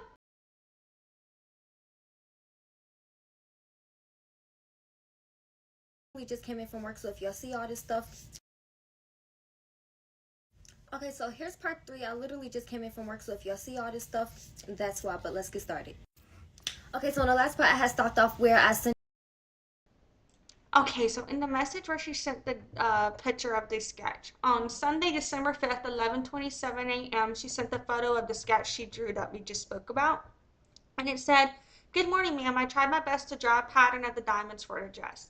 Everything else will remain the same that we talked about except the pattern and the opening at the top." And she responded, "Okay, thank you. So are you doing the vibe like, look, this is the single stone look with the lines that's going to change and then the rest is cut off? I mean, that's partly cut off too." I sent her my personal drawing, and when she gave me the quarter price, here's the personal drawing that I sent her, and here's the messages that I sent her as well, and I'm going to show the rest of the messages. Here are some more of the messages, so y'all can. Okay, and then the rest of this message said, "That's going to change the design, and we are closed on Sundays, and this is my personal number. For the remainder of the process, please use the blank number. We can finish discussing this, but after today, use the customer service number. I have my assistant who helps me assist with clients." This changes to more like one of the designs you showed, with the lines and close together designs rather than just single stones. And then more photos are sent. Can see at this point I do have her personal number. I had got her personal number during a consultation, and just read those messages really fast. She even sent me more similar pictures with the Whoops, I accidentally hit unmute before pause. So she was saying that they recently sent similar pics, but and then it says, "This is the dress, more so exactly what you showed me off of the dress page. Single stone design, and that's more so what I drew out. What you're showing with the vines is going to look different. If you can clarify and send inspiration photos from some of the gown pages of similar crystal designs so I can have a better understanding." less dense single stone look, and I'm thinking she understands everything. You know, everything was like the conversation was going so well. I thought I had no worries after this. And here's like the last bit of that conversation. So the last bit of this conversation, she sends photos and says, "Here's some photos. However you coordinate together is fine, just like the single stone look. I just don't want the more denser areas to just be dense. We can do straight lines to single stones, that okay as well." Then on Monday, January 24th, 8:24 a.m. "Good morning. I was just doing a follow-up on the dress and was just making sure our first fitting was set for next month." Don't worry about the Monday, January date just yet. Don't worry about that just yet. So those last messages was dated on December 5th, literally the day after. So part of the top message is cut off, but I think it's an auto message anyway on Saturday, December 4th, 9:22 a.m. Then on Tuesday, December 7th, it's got the quoted price message up again for $2,600 that we read before. She had said, "When do I pay?" So, yeah. And here where you see the Tuesday, December 7th, that's when she sent me my quarter price for everything, and I was asking when do I pay my deposit, and that's when things started going a little left. Okay, so she charged me $2,600 for the entire dress. Half of the dress was the deposit, and then the other half was when you picked it up and when it was completed. And just to clear the air, I paid that $1,300 out of my pocket, my hard-earned working money. So that is another discrepancy here. Oh my God. So she made this whole big deal with the whole Raylee Rukavina case, and this is covered in this marketing Sunday material that I did. Raylee stole the wedding dress. In that video, it's in the playlist. She was making this whole big ordeal about how she doesn't do work on partial payments, and she needs full payment to get the dress and all of that. So here, you know what? I don't know. So you know what I'm saying? Like, right? Right? So yeah, fucking, I'm about to hit play on this shit again. I got detangler up on my hands. Hold up. But yeah, man. And for those of you keeping track of my hair playlist, I do need to do more videos on that. Those are totally coming. I swear to God. I've just been distracted. But yes, more fucking hair shit's coming. I should link my hair playlist video too. Fuck it. Anyway, self-care, guys. All right, here we go. My parents did not give me not one dime in that deposit, so it was all mine. Okay, so I was asking her. I love that how her she's like, I worked hard for that shit. So part of the message is cut out because it's the part 3 comment in the way, but it said something about also we would need to move something that is blanked out because of the comment, and it says deposit payment is made. Whoops. And then it says the deposit payment due for the gown is $1,300, and for the shirt $325. And she responded, "How would you like the form of payment?" And Cynderra had said, "Zelle, I think it's Cynderra, Zelle, her cash app is fine. We will send the receipt over by the end of the day." And then they said, "May I send it to this number?" And they said, "Email." And with an email, please send screenshot confirmation. And this was Thursday, December 9th, 1:57 p.m. And then on Sunday, December 12th, 11:05 a.m., it said, "Hi, just to notify you and your mom, the initial date for that first week in April would need to." How would she like for me to pay my deposit? I ended up paying $1,300. As you can see where it says the gown was $1,300. I paid it. Now, I did pay my deposit, like, not even a 2 4. So part of this message is cut off, but it said the first week in April would need to be pushed back. It's almost a week after I gave you pricing and no deposit payment was made, so we would need to push the initial completion date back a week if you chose to continue now. When we conducted the consultation, I agreed to date because I was under the impression you were making your deposit payment last week, just to clarify with your mom. On Friday, December 17th, 8:01 a.m., she said, "Good morning. I'm ready to and send the deposit money over today. Was just wondering if I was able to bring it to you in cash before I send it to one of my parents. I just don't feel comfortable sending out much to anyone if it's not the direct person, but it's fine if I do." 4 weeks after the fact because I was paying for it by myself, and my mom and them had to do like Christmas shopping, so I paid it by myself. But she told me that it was going to be set back and everything else, and I had let her know when I was ready to pay it. Y'all can go ahead and pause it and read the messages.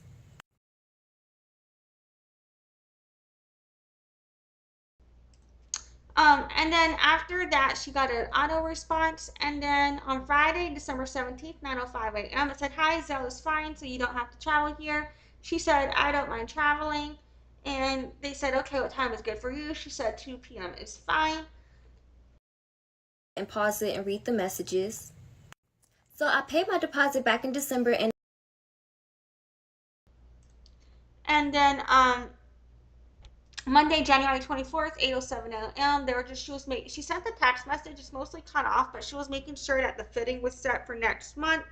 Then she got an auto response. On Friday, January 28th, 12:24 a.m., they said, "Hi, yes, ma'am, we are still on track. I'm waiting on update in regards to the stones. We are trying to get the colors corrected."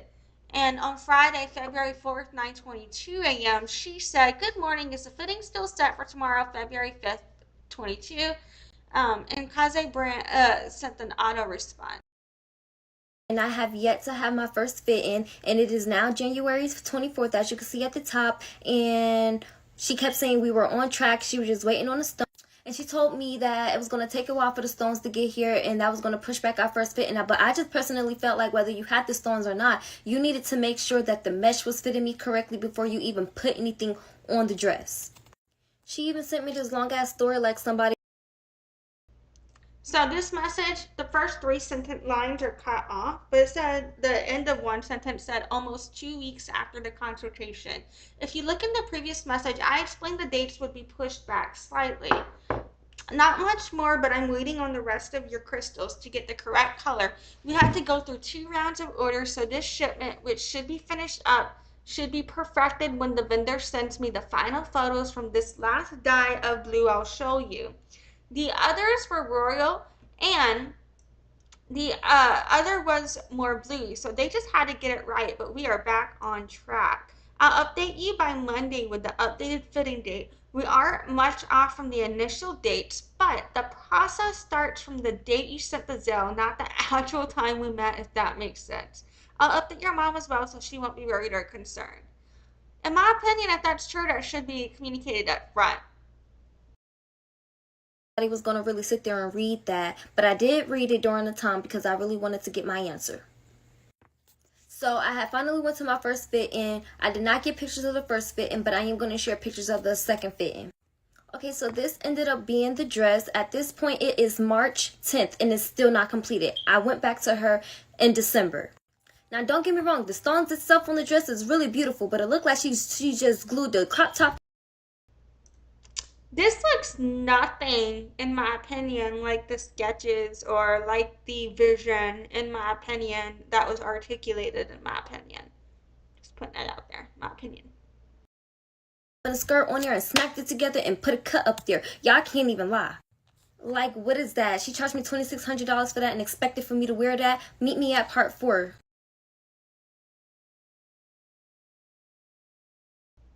So yeah, we're definitely going to part 4 next. But before we get there, people are saying, can you, Raylee, and DaDon get together and steer together? The customer service automated message would have sent me over the edge every time. You know, honestly, that's why I leave it on Instagram, because a bunch of people be sending me dick pics, and that's all they get. Fucking people are telling her how talented she is, how admirable she is, that her drawing is so good. She should pursue fashion. The drawing was amazing. Comedy to boost. Apologies, she was done. Lots of tagging Raylee, and all of that. So yeah. All right, let's check out the next part.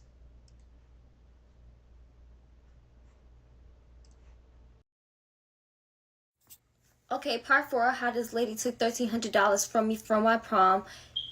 This is what she made me for $2,600. Yes, $2,600. The deposit was $1,300, and at this point, I paid my deposit. That's the only reason why I'm standing there. Like, just take a second to look at these pictures. Literally a skirt and a crop top glued together. Like, literally a bunch of bullshit on mesh. So for a person that's charging $2,600 for a dress that looked like that, and you did all these celebrity dresses, you would think that you would single-handedly sewn each diamond on there. This woman glued. She literally glued it. I have the dress right now. I can go get it and I can hold it up. No, give me a second. I don't know if y'all can see this, but it is literally glued and it's still not completed. She had since December to complete this. The straps are still not done. There's still safety pins in here. I promise to God, I have not done anything to this dress. Like I said before, the diamonds on this dress is very beautiful. I don't know what this is, but it ain't what I asked for. So I ended up laying the dress out so y'all can have a better visual. If you look at the middle of the back of the dress where the train is at, there's a whole line of diamonds missing. Like she'd never even put them there. It's very cut, very uneven. This is what I meant by she glued literally everything on there. I flipped it over so y'all can see it better. Can't nobody convince me that this is not no crop top and a skirt sewn on to no mesh. I asked for ombre, she gave me dots. Literally. She gave me lines. Like, I should not see straight lines going down the... Now, those results over there came from April. The second week of April, like April 10th. Ah, damn it. I just realized that I wasn't muted this whole fucking time. And I'm so sorry. I don't know how long that was. Now that could be an echo. Should I redo this? Shit. Hold up. Let me just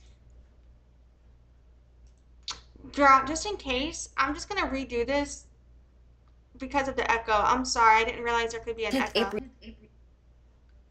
Hold up. Okay, part 4, how this lady took $1,300 from me from my prom.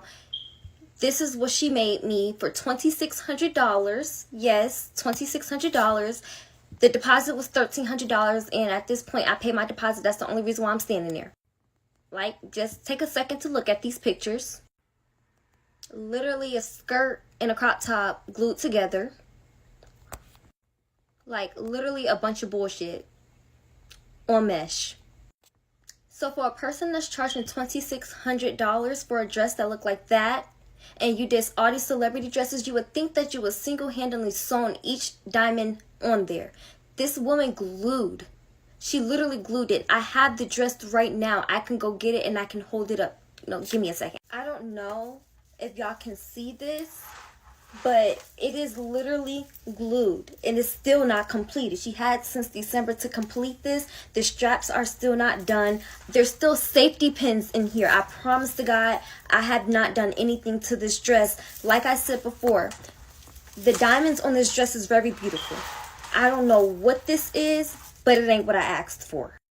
So I ended up laying the dress out so y'all can have a better visual. If you look at the middle of the back of the dress where the train is at, there's a whole line of diamonds missing. Like she'd never even put them there. It's very cut, very uneven. This is what I meant by she glued literally everything on there. I flipped it over so y'all can see it better. Can't nobody convince me that this is not no crop top and a skirt sewn on to no mesh. I asked for ombre, she gave me dots. Literally, she gave me lines. Like, I should not see straight lines going down the... Now, those results over there came from April, the second week of April, like April 10th, April 11th. That's the last time I seen her. She kept saying, give me a week to fix it, give me a week to fix it. That was the last time I was ever at that suite. I kept telling her no, I did not want her to fix it. I just wanted my money back at that point. Okay, so the last time I had ever tried that dress on was during my final fitting, and that was the day she wanted me to take it home. And when I got there and I tried it on, which y'all see over there, it had ripped, and she was like, well, the slit can just be higher. And then I was like, well, no, ma'am, like diamonds was falling off, like there was a whole patch missing. And I kept just saying, no, ma'am, I do not want this. I don't have time for you to give you another week when prom is literally next month. I can use that time to go find me another dress, which is right there hanging up. I was getting so irritated and I was getting so mad because I was like, I literally wasted my time with you since December and we should have better results. So I was asking her, I was like, well, would you put Jada Waiter in that? No, ma'am. As a matter of fact, tag Jada Waiter in this and ask her would she wear that? Because I'm literally about to sit here and I'm about to post her brand because she made me so upset. I'm running out of time, so meet me at the next part if y'all really want to know those messages with proof of her saying she was going to give me my refund. Right, and I love how much of a planner she is. She was like, I did not put all this work in to be left scrambling for a dress last minute. Like, if I'm getting fucked, I'm going to pre-plan to get out of this. Like, yeah. So, back in, May, this is where, Brandon's Casze, she blocked me on Instagram while everything else got put. People are calling me here in 2024, shooketh. People are coming back. Someone saying she didn't give you your money back. Someone said couture clothing is made to order, one of a kind, and made with high quality materials and exceptional attention to detail. Couture is French for dressmaking or sewing. Casze is Delulu. Someone said I asked for ombre, she gave me dots, and then she had the audacity to want more time to fix it. You're better than me. Someone said the way my jaw dropped after seeing the finished product. I wonder if this person is someone I happen to hate for other reasons, but if not, I don't want to. I gotta look into them. Anyway, sorry. People are saying it's a travesty, a tragedy. What's her Instagram? And it's a mix of responses from 2022 through today. And so, 2 years ago, people were tagging Jada Waiter. Would you wear it? So yeah. And people are saying if y'all want me to try it on, let me know. Someone said I'm currently a fashion major and typically embellishments are usually hand placed and glued on dresses, which is a less costly version. If they were to be hand sewn without a team, that can take up to months or even a year to complete and can run you even more than what you paid. Even still, she messed up your dress. The rhinestone placement is evidently bad, not to mention the missing pieces. She could have did way better. And she said there were 2 other women that was working on the dress as well. I knew the risk of how long it was going to take, so I made sure to book her in advance. Each fitting, she had someone else with her. And she said, yeah, just complete your story time. Yeah, the dress was poorly done. There's so much that could have been done better. So, yeah. Let's go to the next part.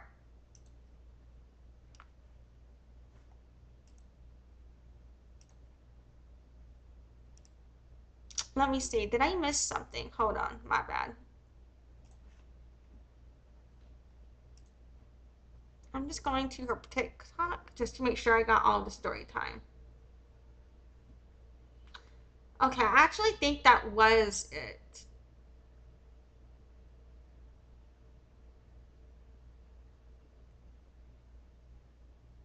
We did all 4 parts, right?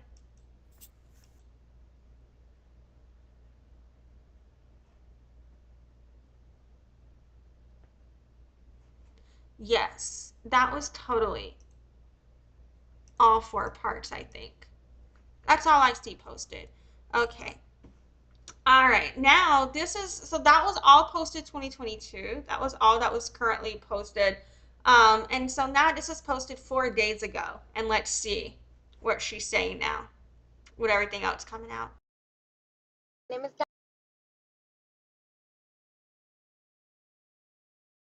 Hi guys, my name is Diana, and back in 2022, I did work with the brand Casze, and after seeing all the drama surrounding the brand, I did want to give you guys an update. Okay, so here are messages attached from. So in this text message, April 22nd, 2022 at 1:05 p.m., it said, "Good afternoon. I was contacting you about my $1,300 deposit refund. We gave you some time and now I need my money back. If you fail to give us our money back, we will contact our lawyers and we will send you to court. I understand that you put your time into it, your art, but I also put my time and trust into you, and you have failed to give me what I wanted, especially for a high price. I understand your frustration, but also wasted my time as well. And I worked hard for every penny that I gave you. I need my money back, and I now have other expenses for prom that needs to be taken care of. I'm asking you nicely, and I'm asking you with all due respect. Thank you. April 26, 2022 at 6:45 p.m. This is Diana, and I'm asking you nicely, may you please send my money. That was not my parents' money. Every dollar was mine. I have other expenses I need to pay for, and you have your dress back. We can meet at a local police department. I don't care about anything else but my money, ma'am. I don't know what was said between you and my mom, but I don't want that dress. I want my money." From after I left her suite on April 10th, I tried to contact her and I tried to get my money back. And as you can see, I still have the screenshots because something told me to keep these messages. Something just told me not to just delete anything. But if you want to take a minute, you can pause, you can read. This is just me asking her for my money back. Now, she did have 2 different numbers. The first one. So on there was also a cash app sent, I think. And on April 23rd, 2022 at 3:30 a.m. 3:30 a.m. She says, "The authorities are involved. People in my building are aware and telling me a crazy lady was calling about me, and I will move forward with a restraining order if needed." Wow, you all are not allowed back into the building. The landlord was notified and my neighbors are aware also. I have your ID and your husband, so my family is also aware of what's going on. Do not ever contact me again, nor any of your daughters. Wow.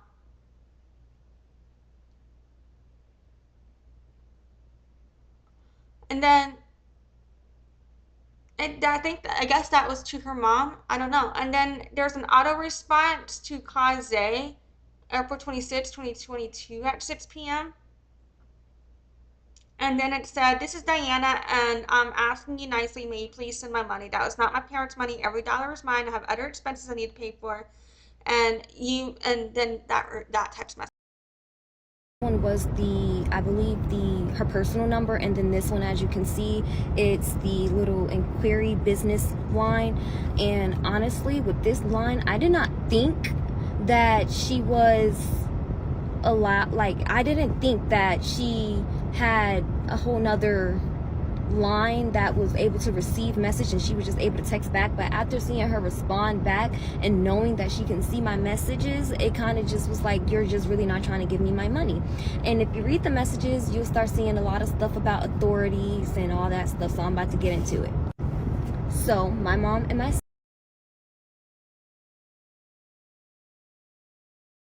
Hi guys, my name is Diana, and back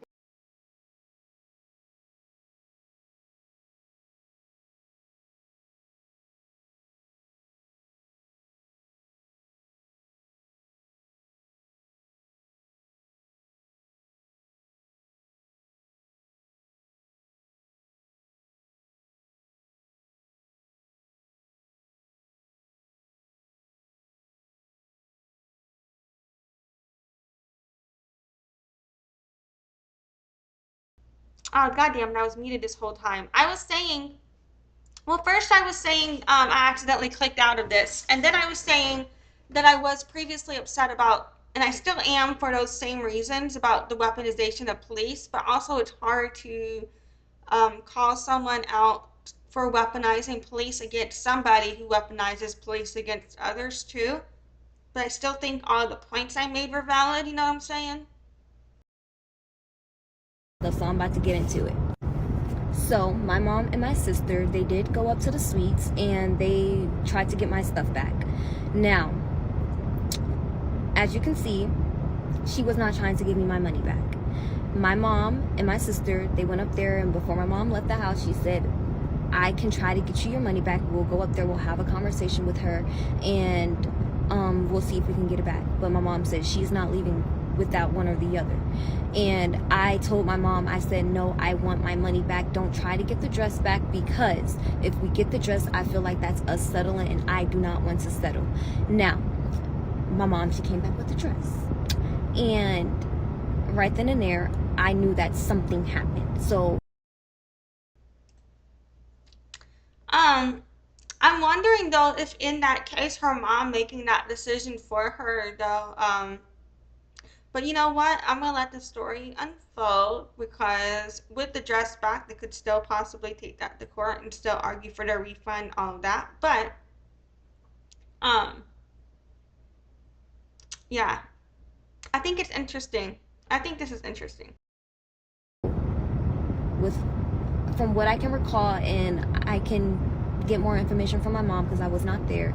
My mom and my sister, they went up there, they knocked on the door, they tried to have a conversation with her. When you get to her salon, so we do have to have a code. I had the code because she texted us the code to get to the door to get inside of the suite, the building. And from there, my mom, she knocked on the door, and then she automatically knew who my mom was, and she starts like, I have a client and I'm working and stuff like that. My mom's like, I need the money, and she's like, no, y'all are not getting the money. My mom was just like, well, if you're not going to give us the money, we need the dress. I did not want the dress. Again, I did not want that dress. So my mom, and so they kind of get into a little something. I don't know what it was, but they got into a little something because they ended up calling the cops.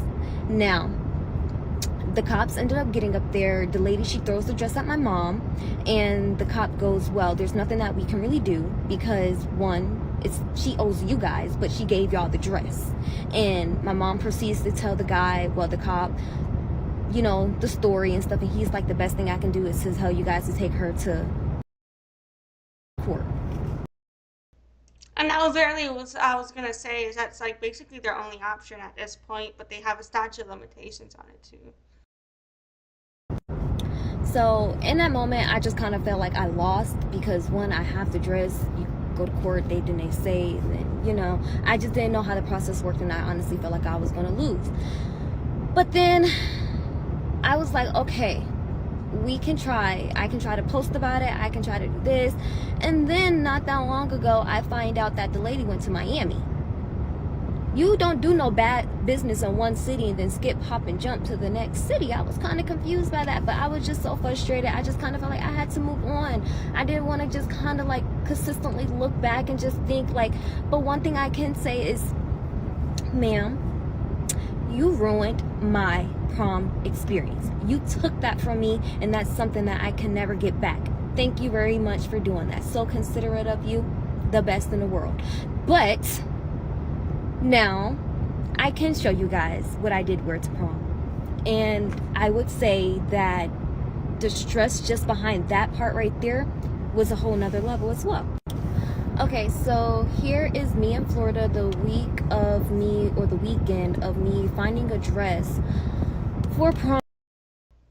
I mean, honestly, this dress looks closer to the sketch than the other in my. And I came across this one. This was like the fastest thing and the most similar thing that I could find to what I liked at the in a moment. And the only problem was that it was too big. It was barely close to prom. I was wasting time, and I just had to figure out what to do. So this is the dress that I did go with, and it was in a shop. It's scrunched up in the back, as you can see, because it was just way too big. It was not fitting me at all. And here is the dress that I made. I did all of the alterations to the dress. Dude, that's amazing. She did amazing work. That is. That I had shown previously, the one that I had found in Florida, this is that very same dress. I really hope she goes into fashion. That's incredible. had the week of prom to fix it, make it right, and make it as best as possible that I could. The stress that came along with it. Dude, but it looks so fucking good. It sucks that she went through that, but she did an incredible job. Really got to me. I felt like in the moment I worked so hard for prom. By the time prom came, I was over it. I stressed out so much. By the time it got there, I didn't want to be there no more. Here is the back side of my dress. I did cut the entire back out. I wanted a deeper V cut. I did make the slit a little. It looks stunning. It is Higher, and this is just what I could come up with in the meantime. Now, thinking and looking back on it, I could have just did this all by myself without the fuss, the stress, and the waste of money, but I just truly wanted to get pampered. Yeah, so I just truly wanted to get pampered, and I really wanted to feel like the princess, but it's right here what she's saying, what she expected out of that experience, I think is what everybody should keep in mind when they're, especially for luxury customer experiences at higher price points. No. I'm really unfortunate that this whole situation is coming up all over again, and just seeing it play out all over again from Miss Riley, or Miss Raylee, if I'm pronouncing it wrong, I do apologize, but I'm so sorry to you, because I didn't deserve it, you don't deserve it, and whoever else that she did this to, you guys don't deserve it at all. And I personally think that she will get what's coming to her one way or another, whether it was with me or whether it's with Riley. I think that she can do better as a person. She will learn her lesson some way, somehow. And I will say this, karma is something. Whether it's good karma or bad karma, karma is something. So just keep your head up and stay true to yourself. And yeah, thank you guys for watching and supporting and coming back and seeing everything and how everything played out. Thank you. Ooh, I keep forgetting to mute my mic. I'm a mess with this shit, but whatever. So yeah. Fucking, one commenter said, I hope other black women see this. A lot of them are still supporting Casze because they're viewing this as a black woman versus white woman. It's insufferable reading comments blaming the bride. I will say, if people are critiquing the Raylee for being a Republican and all of the racism that can come with that rhetoric, you know, or if they're critiquing her for the weaponizing the police thing, I think those are valid critiques. But other than that, you know, I don't know anything else. But I do think that, you know, when someone comes from when you have a white person coming from a Republican perspective, there is racism involved, in my opinion. So I do think that comments calling Rayleigh racist are completely justified, given the mass incarceration, police brutality concept, as well as her being a Republican, in my opinion. So yeah, I've never met a Republican that wasn't really racist. You know what I'm saying? Democrats are really racist too, but Republicans literally push racist narratives. Like, Republicans are why we have the abortion ban, for example. You know what I'm saying? So, um, yeah. So I don't really care about people hating on Rayleigh because of that, but I wish people would hate on Casze more, for sure. I definitely agreed. We need to be shitting on both of them. You know what I'm saying? That's my take. Anyway, the designer said, Casze hasn't paid her black woman employees. Check my receipts. She treats any person badly. Race don't matter. They said, oh, I completely agree. She's trash to every person, but there's a lot of black women that are automatically taking her side and trying to find faults in the bride's story because they view this as a race. Why does this comment feel alarming to me? But then it says, oh yeah, I just view those people as being silly and misinformed. Nothing you can do about it. The designer said, I'm sorry this happened to you. She not only mistreats clients, but she does not pay her employees and commits multiple wage thefts.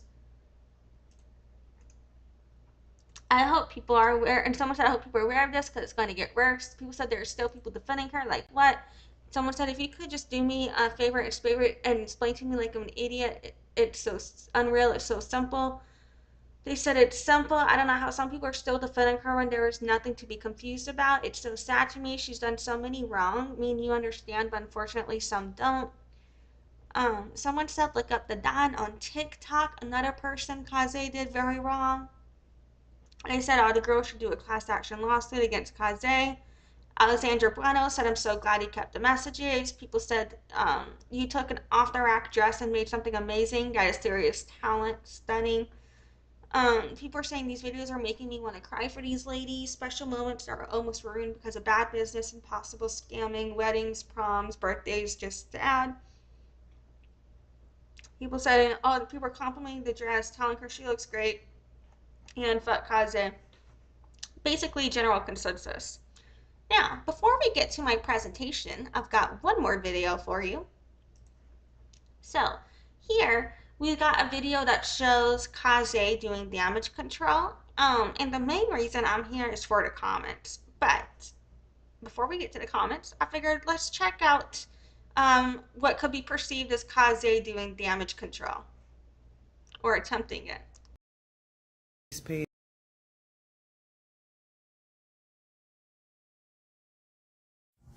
Hey guys, so I went into Cassie's page. I don't know if you pronounce it that way, but she posted this bridal gown video. I think she's doing damage control. I see the final outcome and I think it looks really good. Nothing compared to Raylee's dress, of course. You can see a clear difference. This one looks more well done, aside from the bra part, which is a little bit crooked, but there's a clear difference. Raylee's dress was completely botched. It wasn't even. The train, the skirt, the dress, everything, it was unwearable. But this one, it looks better. I think it looks really pretty, and the bride makes it look even better. So I think she's doing some damage control. I think she's probably attempting damage control, but I wouldn't really call this damage control because for it to be damage control, it would have to be controlling the damage. In my opinion, this is only kind of adding fuel to the flames, in my opinion. But I kind of already explained that, I think, in my intro. So, yeah, and this is from Claudia Hernandez Mendillo, I think. She's offended that a lot of the comments are saying that she has no skills or that her job is messy. Raylee's dress was messy. This one, I think it's much better. But her posting these videos just further prove a point that Raylee's dress was a mess. This is another post. This is a prom dress post, which this dress, I think it's lovely. It's glamorous. It's so over the top. And I think it looks like it's well done. I don't know in person, but you can see a clear difference from Raylee's dress and these posts that she's posting now. But I think it just makes it worse for her because Raylee's dress was a mess. It was unwearable. It was botched.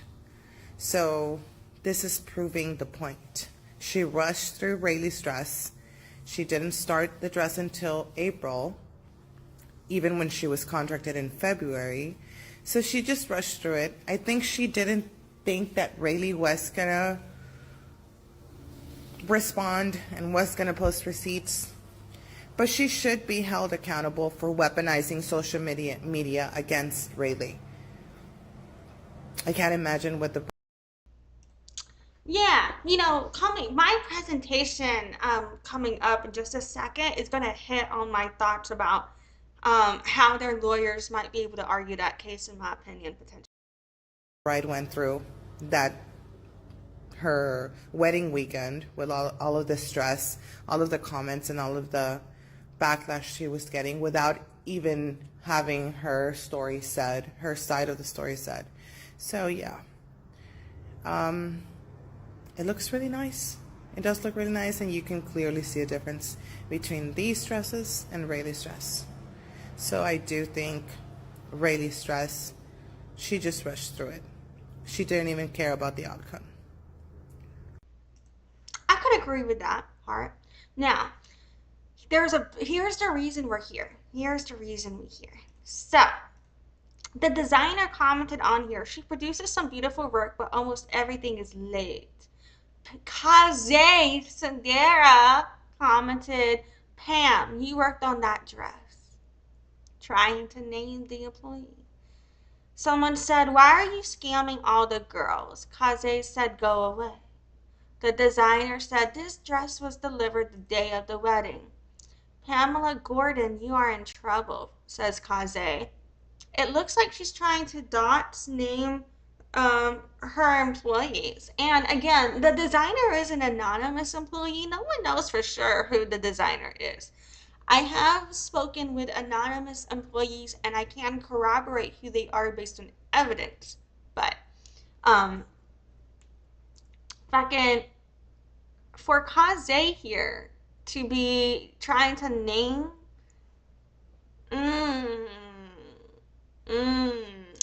and what if she's dead wrong? When I first started, I thought this was so fucking funny because I had seen this. This was still fresh to me then, and that was my first reaction, was basically like laughing my ass off at this because I just thought it was so fucking ridiculous that she was out here trying to go through like her employees' names and putting employees out there. And in my head, that shows how riled up she is. Like, if she had proof that this was that employee and she had that evidence, not trying to gaslight, if that is the case, if she has proof, knows it for a fact, I still think it's fucked up to be naming the person. Like, wouldn't you just use this in court? Like, why are you trying to dox them, right? Which is also potentially illegal. That could be used against them, right? If that is what happened. But then, if that's not what happened, like if she doesn't even know who did it and she's just making shit up and just guessing, like, bro, what the fuck? I wonder why she chose this specific person when guessing it. You know what I'm saying? But it's just hilarious to me. You know what I'm saying? But anyway. Someone said, sounds like you're the one in trouble. So someone says she keeps posting about the drama, but in the comments says she's over it and moving on. The designer says she can't move on because she got multiple lawsuits. Oop. In another comment, she said she can't speak about the situation anymore due to legal advice she got. And then the very next video trying to show all her receipts. Like, bitch, what? And the GoFundMe is back up. She's a mess. Casze didn't create another GoFundMe, actually. She put the same one back up, in my opinion. And someone said you can literally tell that Raylee's dress was poorly made from the professional videos that Casze had done. Belt all lopsided from the jump. And someone said, she said, exactly, I pointed that out in my Casze post, and one of Casze posts where she deleted my comment. So yeah.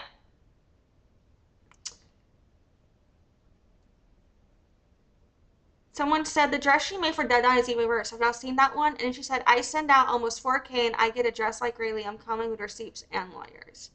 Which Raylee says she is doing.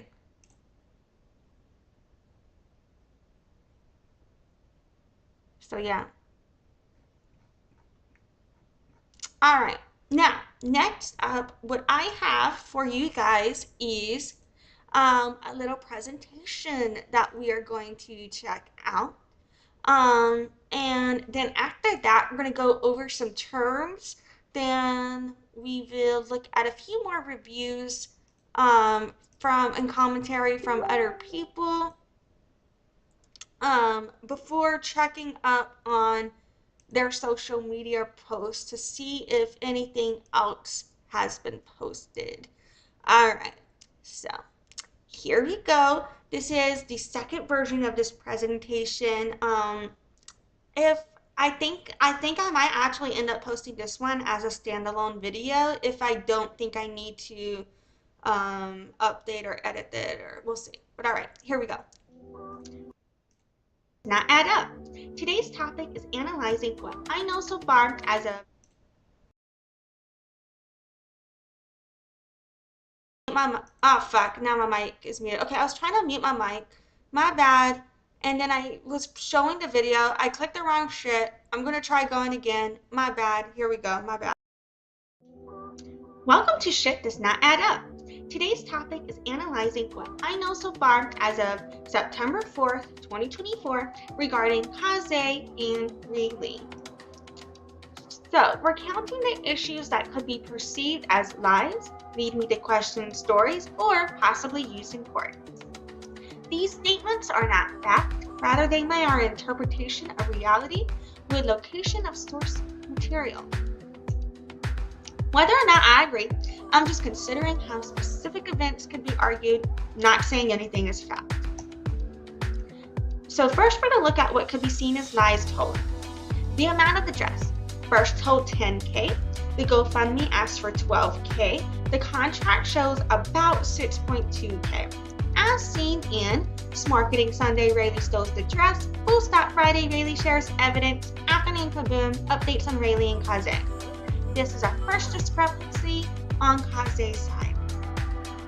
Then we have the date the dress was started. First told took 5 months, then told dress was a rush order. Contract shows had 6 months. As seen in Marketing Sunday, Raylee steals dress, and Full Stop Friday, Raylee shares evidence. 2 lies on Case's side, 2 discrepancies total. Due date of dress. Concept of rush order leads one to believe done on time. Contract shows was about 2 weeks late. As seen in Marketing Sunday, Raylee stole dress. Full Stop Friday, Raylee shares evidence. 3 discrepancies on Case's side. Next was the dress overnighted. Claims sent overnight, but dress may not have been shipped until the day after if it arrived late within that context. As seen in Marketing Sunday, Raylee stole dress, and Full Stop Friday, Raylee shares evidence. 4 discrepancies on Case's side. Tracking number. Claim wrong tracking number due to reprint and late, but unless there was a change in delivery, the number should be the same, right? They could have re-entered it that way though. As seen in Full Stop Friday, Raylee shares evidence. Casze 5 discrepancies. Canceled fitting. Raylee tried to do a fitting that was canceled. Casze responds as if the one happened made up for it. As seen in Full Stop Friday, Raylee shares evidence and proceeding in the evening lies counted in deleted video. 6 lies. Case's side, potentially discrepancies. Dress issue 1.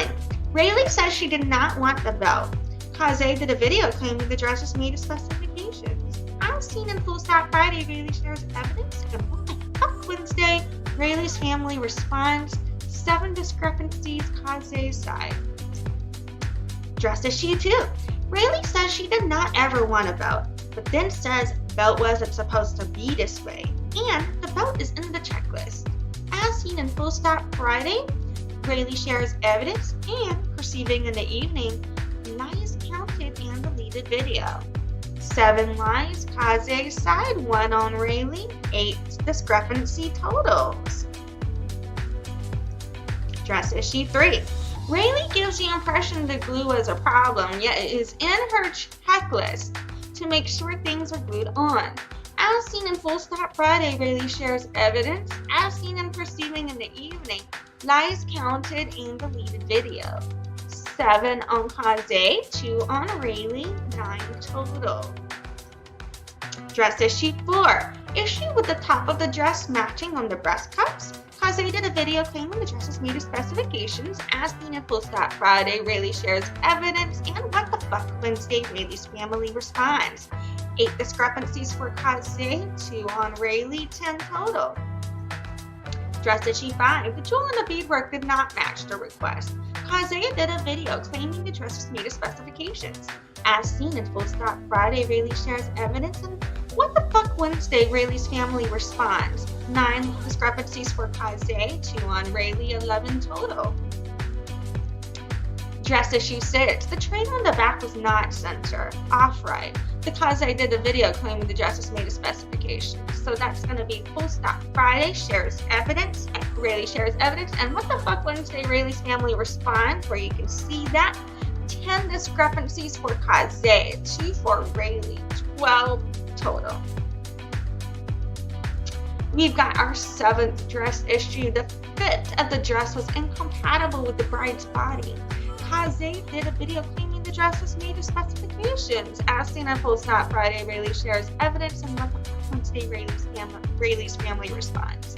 11 discrepancies for Casze, 2 for Raylee, 13 total.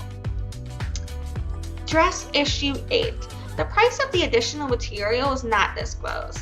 But Casze did do a video claiming it was made to specifications. As seen in Post Out Friday, Raylee shares evidence. As seen in What the Fuck Wednesday, Raylee's family responds. So, 12 discrepancies for Casze, 2 for Raylee, 14 total. 9 dress issue. Cocktail dress wasn't properly covering the bride. Casze did a video claiming the dress is made to specifications. As seen in Post Out Friday, Raylee shares the evidence. As seen in What the Fuck Wednesday, Raylee's family responds. 13 issues for Casze, 2 for Raylee, 15 total. Dress issue 10. Raylee texted Cynderra that she was happy and that it looked good in 2 different texts about 2 different things. Happy with how the day went. Casze did a video claiming the dress was made to specifications. As seen and perceiving in the evening, lies count on deleted videos. This leads to the 3rd lie on Raylee, 13 for Casze, 16 discrepancies total. 11th dress issue. The slit on the wedding gown did not fit right to where it showed bride's body inappropriately. That's 14 discrepancies for Casze. And that's 3 for Raylee, and that's 17 total, in my opinion. As seen in Full Stop Friday, Raylee shares evidence and perceiving in the evening lights counted in the video. Shipping the dress back. Casze says Raylee won't ship the dress back. Raylee did offer to send skirt only if Casze paid label or refunded. As seen in Marketing Sunday, Raylee stole the dress, and Full Stop Friday, Raylee shares evidence. That's 15 on Case's side, 3 on Raylee, 18 total. Communication on dress issues. Casze asked why didn't anyone text her if there was an issue with the dress, but Raylee shows she's texted issues. As seen in Marketing Sunday, Raylee stole the dress, and Full Stop Friday, Raylee shares evidence. 16 discrepancies for Casze, 3 for Raylee, 19 total. Is 6 months rush? If 6 months is considered a rush order, why give 3 to 6 months in the contract then? As seen in Full Stop Friday, Raylee shares evidence. 17 discrepancies for Casze, 3 for Raylee, 20 total. Must pay in full upfront.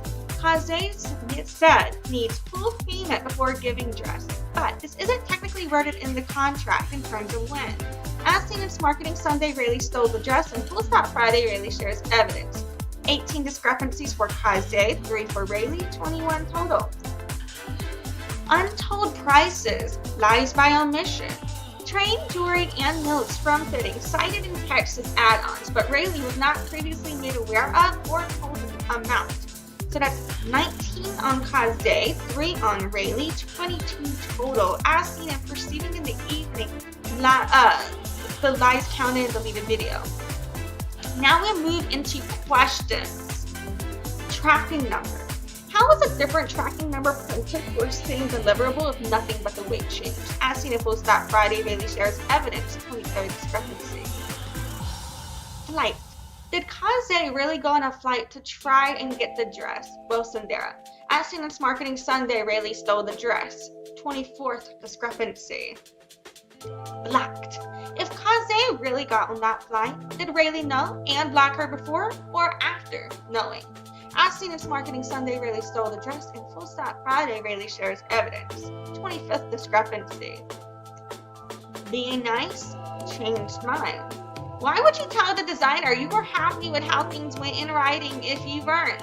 As seen and perceiving in the evening, lies counted in deleted video. As seen in Marketing Sunday, Raylee stole the dress. 26 discrepancy. Dress held. How was the dress able to be picked up from FedEx if a hold was placed on it, or did that never happen? As seen in Marketing Sunday, Raylee stole the dress, 27th discrepancy. Fixing issues. Why say you weren't going to help them if they didn't pay, then say you would have helped? As seen in Marketing Sunday, Raylee stole the dress, 28th discrepancy. Dress fit. What happened with the measurements taken? or dress process or them not to fit Raylee right? Was this a Zoom issue? As seen in Full Stop Friday, Raylee shares evidence and perceiving in the evening lies count on deleted video. 29th discrepancy. Total price. Contract states that there may be extra charges. Raylee texts about extra charges, but only told us the contracted price. As seen in Full Stop Friday, Raylee shares evidence and perceiving in the evening lies count on deleted video. 30th discrepancy. Amendment on contract. The amended contract is discussed in text, but I don't think that was ever made public, only the original. As seen and perceiving in the evening, lies counted and deleted video. As seen in Full Stop Friday, Raylee shares evidence. I guess my question is, what is the amendment on the contract? 31st discrepancy. Swatches. Why weren't swatches ever sent if Casze is claiming dress was made to specifications? As seen and perceiving in the evening lies count on deleted video. What the fuck Wednesday? Raylee's family responds. This is our 32nd discrepancy. 33. Due date with amendment. Would amendments to scope of contract involve timeline extension of legal obligation to fulfill duties? As seen and perceiving in the evening lies count on deleted video. And what the fuck Wednesday? Raylee's family responds. The extension of the scope might change the delivery time, but I haven't seen the amended contract to decide. Was there approval on time? Could Raylee's message that said if the dress isn't done, I understand, be used against her? As seen and perceiving in the evening lies count on the video. 34th discrepancy. Was the belt wanted or not? Raylee says first that the belt was not supposed to be this way. Then that she never wanted it. Third, that the belt was in the checklist. And then fourth, Raylee says she wanted it smaller. As seen in Full Stop Friday, Raylee shares evidence and perceiving in the evening lies count on deleted videos. 35th discrepancy. Is it theft? Raylee partially paid for dress, refused to give back full dress without money after threatening police, wanting a refund. As seen in Full Stop Friday, Raylee shares evidence. As seen and perceiving in the evening lies counting deleted video. 36th discrepancy. Is it breach of contract? Raylee received dress without paying in full, but Casze may not have delivered on time or expected result. As seen, or delivered on time or delivered the expected result. As seen in Full Stop Friday, Raylee shares evidence. As seen in entire playlist, Casze and Raylee. 37th discrepancy. Is it a scam? If true, could lack of specific prices on amended contract count as stopping client from information to enforce the contract? And we'll look at how this applies to the definition of a scam later in the live stream that you are maybe potentially watching now regarding What the Fuck Wednesday. Casze repost Raylee Rukavina GoFundMe. If you are watching that and shit doesn't add up, round up to.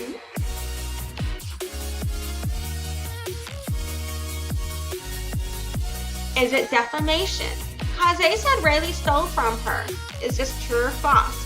She got 13 million views on published content, and Raylee was harassed, which is harm. As seen in the entire playlist, Casze and Raylee. 39th discrepancy.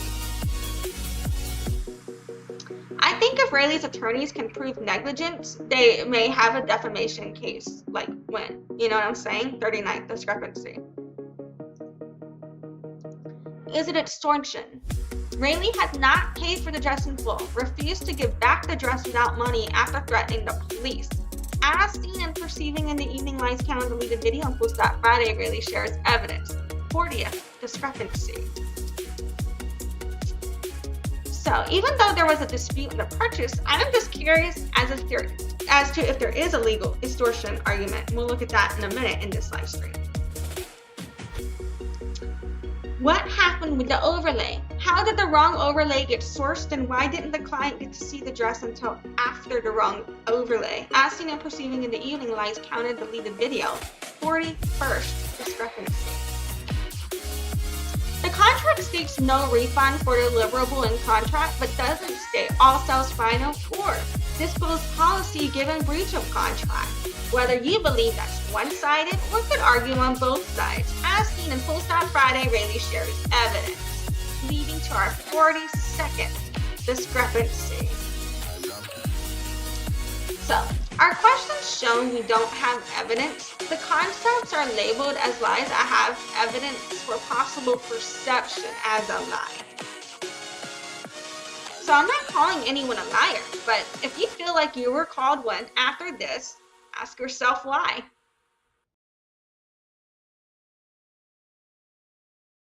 Oops, my bad, I was muted. I hope that wasn't too bad.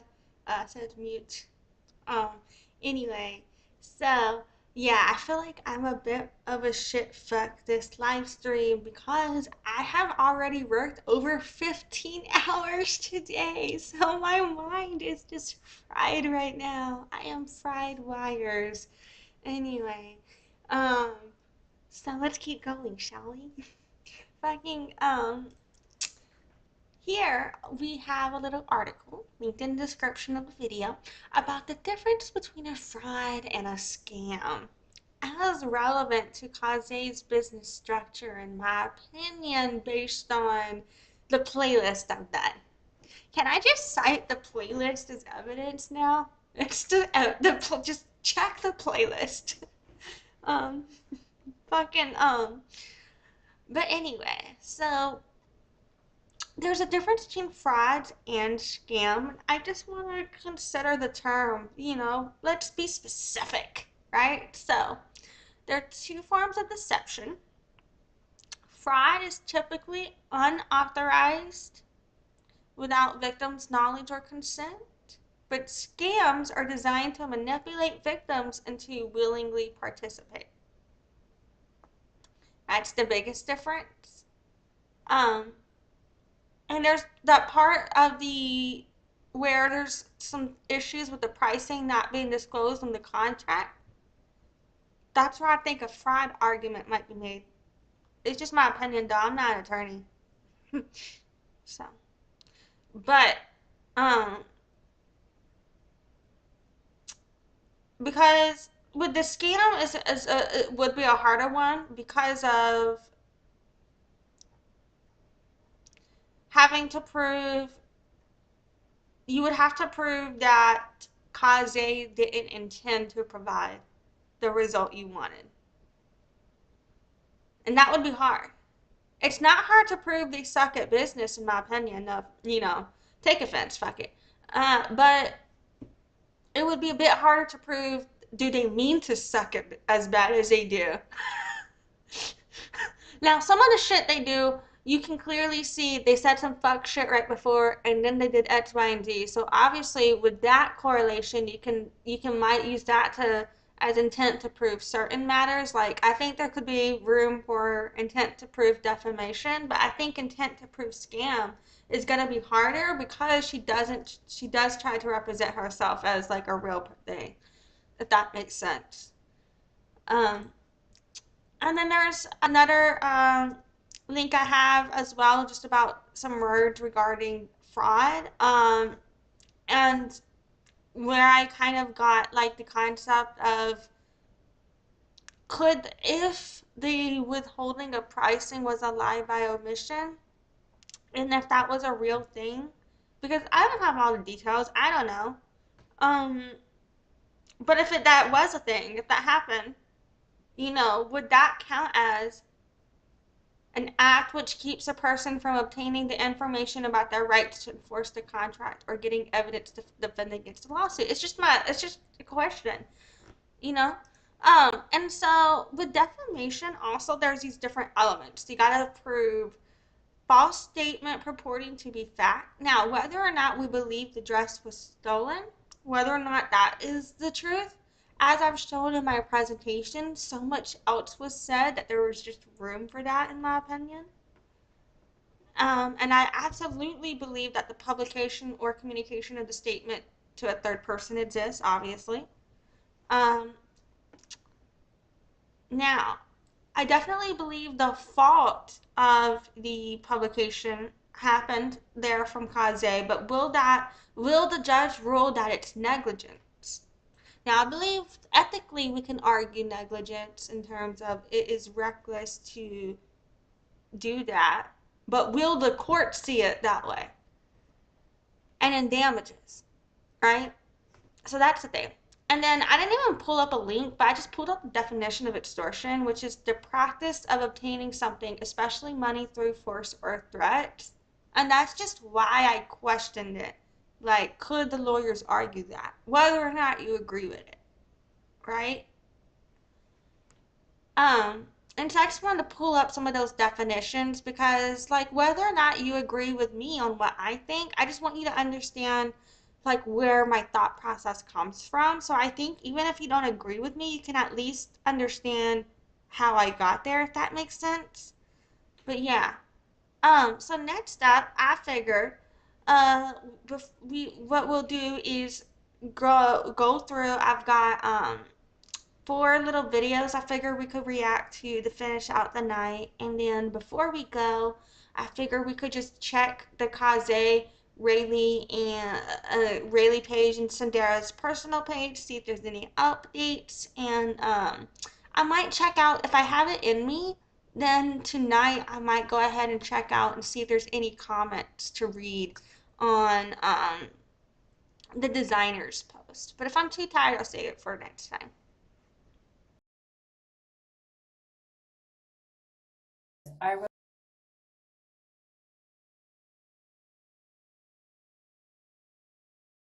You guys, I really thought that was gonna be the last of the videos that I would be making about this designer. Because she just can't keep quiet and she just can't let it just rest. Girl, you're in the wrong in this instant. Just take it and, let it ride. You don't have to be posting and doing all that shit, right? The girl behind me is, she's the girl whose prom dress got ruined. But first, the designer uploaded a video. I'm sure some of you have seen it, but if not, I'm gonna post it now. Girl, hold on. Quickly though, remember, this is Rayleigh's final dress. This is what she received in FedEx. This is actually it. You see the sides are. What I also don't understand is where there was the claim from Cynderra that they did some things to the dress to make it look different from what she gave them. I don't understand what that could have been. Where that happened. They're very uneven. This is the dress she received. This is the final completed dress, right? Okay.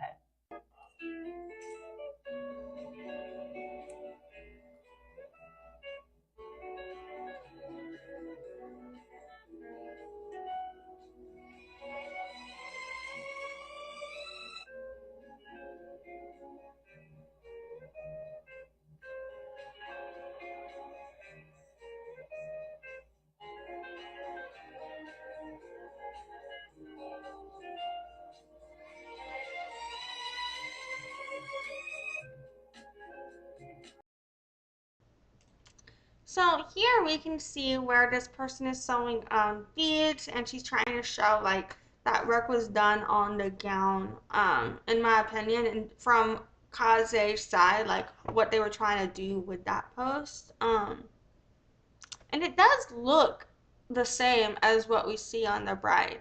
So I wasn't saying that the bride got a different dress. I was just saying like how, or what, I don't understand the logic behind the Caze Cynderra saying that.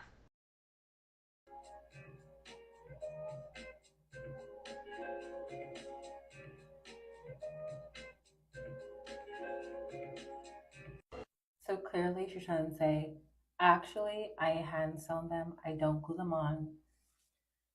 Which is, girl, you may have hand sewn that one, but I may be wrong, but I just don't think that one that she's showing in the video is actually Rayleigh's dress. I think maybe she created the dress, right? And then Rayleigh saw, like, actually, I really like it a lot. And then decided to duplicate it and make one. I absolutely entirely disagree with this because I don't think this woman is put together enough to come out with 2 dresses in this time frame on this, to be honest. I don't think she could have done 2, in my opinion. separately for Raylee. Because if she's saying it's rushed, that means it's rushed. So if you spend countless amount of hours on ends and months hand sewing this, if it's rushed, I don't think you can really hand sew a rushed dress. It would have to be glued. You know what I mean? But who am I? I don't know. But girl, math is not mathing real quick. So anywho, meet Diana. She is the prom.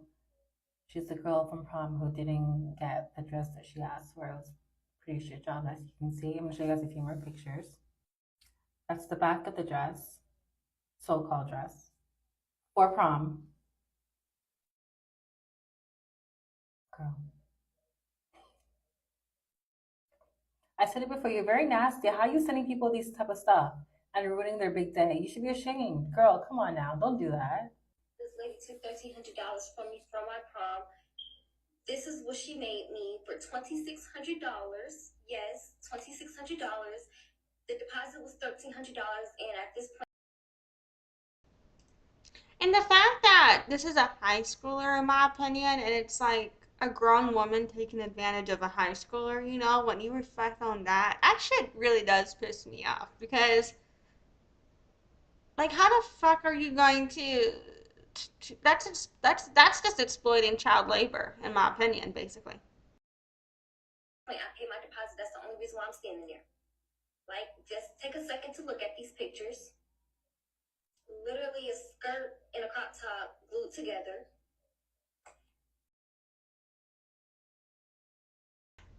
And the way that the dress that she ended up making for herself looked like a million times better is just stunning. That kid is going to go so far, in my opinion. She's not a kid. She's probably not even 10 years younger than me, but I'm 30. Well, she's probably what, 20 now? I don't know. She probably is about 10 years younger than me. Can I call her a kid? I don't know. Like, literally a bunch of bullshit on mesh.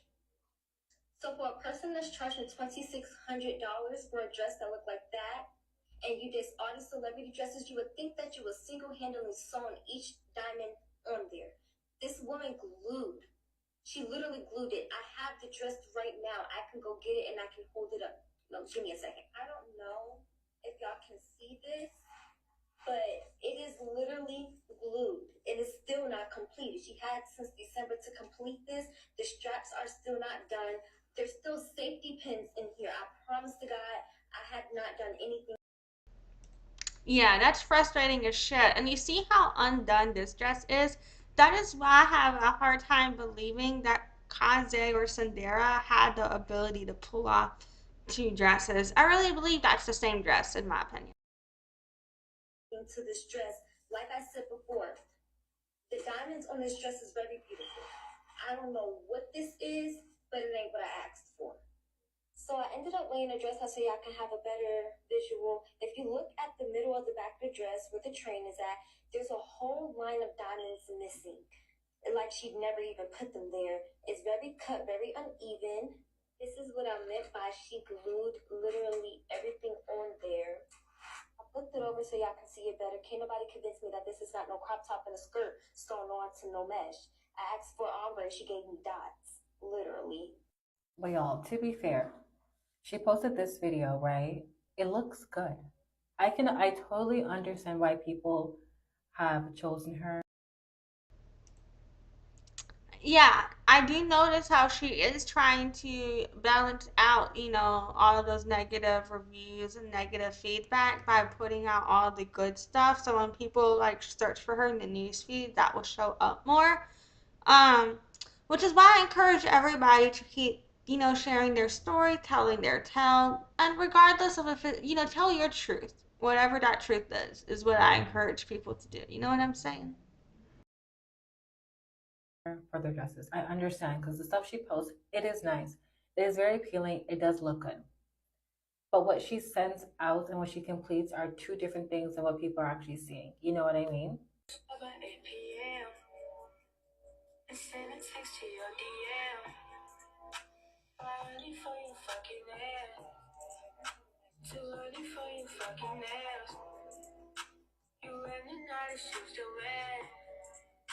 So I bought you another pair. Girl, I got you another dress. So Girl, I understand you're trying to do damage control. I totally get it. This is your livelihood. This is your business. I understand. But girl, you can't escape. In my opinion, she's not doing damage control. She's pouring alcohol on an open flame. But it's just no. I mean, this dress is gorgeous, but am I misogynistic or rude for asking if it's normal for women to pull the corset so tight to where it's like your back is like squeezing together? Is it supposed to be that tight, or do I just not know how these things work? Am I ignorant and misogynistic, or not misogynistic, just ignorant, or is that too tight? Is that not supposed to go like that? You know? Karma. It's just your time. It's just your turn. This has to be done to you because you've been fucking around with a lot of people. A lot of people. And I'm not saying that you don't do good work. Because girl, your dresses look good. So I understand why people, why they ordered it, why they, chose it for the wedding, why they chose it for their home. I get it. I understand it because the designs are actually really good. But girl, what they get from what they see are two different things. They're not even twins, girl. They're not even cousins. They're like distant. I don't know what the fuck to call it, girl. They're not the same. They're not even related. You can't be showing a video, girl, of you sewing beads and whatnot on the dress, on supposedly Rayleigh's dress, because you're insinuating it's Rayleigh's dress. Girl, you can't be. So you're telling me Rayleigh's lying that it wasn't glued, it was actually sewn on? Girl, I get it. You want to, on the hill, you want to, that's what you're going to stand on design. I respect that. But it's okay to admit that you fucked up. It's okay. I honestly think that unless she gets somebody who can help her that's potentially not Dr. Zanzi. Now, that's if Dr. Zanzi is the problem. I don't know if Dr. Zanzi is the problem. But I just, my video on Dr. Zanzi explains my thought process here. Because Dr. Zanzi I believe, has influence over her business procedures, in my opinion, potentially. I wonder if that is, like, as long as that's happening, if this is going to get better. You know what I'm saying? Because, in my opinion, that was a, if that was someone that would be helping her in this situation, she wouldn't be this far into it. Or Dr. Zanzi would be distancing herself or doing the right thing when it came to the employee side of the story. Um, and just my opinion. Okay to admit that you have not done business properly and you will start doing business properly and taking control of quality control and going through and doing all this stuff properly. It's okay to acknowledge that you fucked up, but to keep coming on and trying to post like as many prom videos as you can and post a video of supposedly Rayleigh's dress getting sewn on, it doesn't help you. It hurts you even more. So girl, just stay silent, let it simmer, let the people do what they want to do, and then after come on, say, guys, fuck, I get it. I see where I went wrong. I'm not going to share all the blame because she's trying to say that it's not her. You know what? I get it. I'm going to take my part of it. I apologize. Me and Rayleigh have worked it out. We're good now. Blah, blah, blah. Like, do something like that. But you Based on the history, I don't feel like that's going to happen. don't have to do all that. There's no need to do all that. That's crazy. But you did that prom girl really wrong. And you guys, I'm going to tag her down below so you guys can go watch her part series. It's actually really, really good. Show her some love because she was done wrong, and it's like, but Miss Designer, you fucked up. Just admit it and then move on with your life. Because you're just digging yourself in a bigger and bigger hole that's unnecessary. That is true. So the comments here, the designer said she really relies on that glue. Heavy, poor prom girl. So is it okay for if I reword things that could be AAE into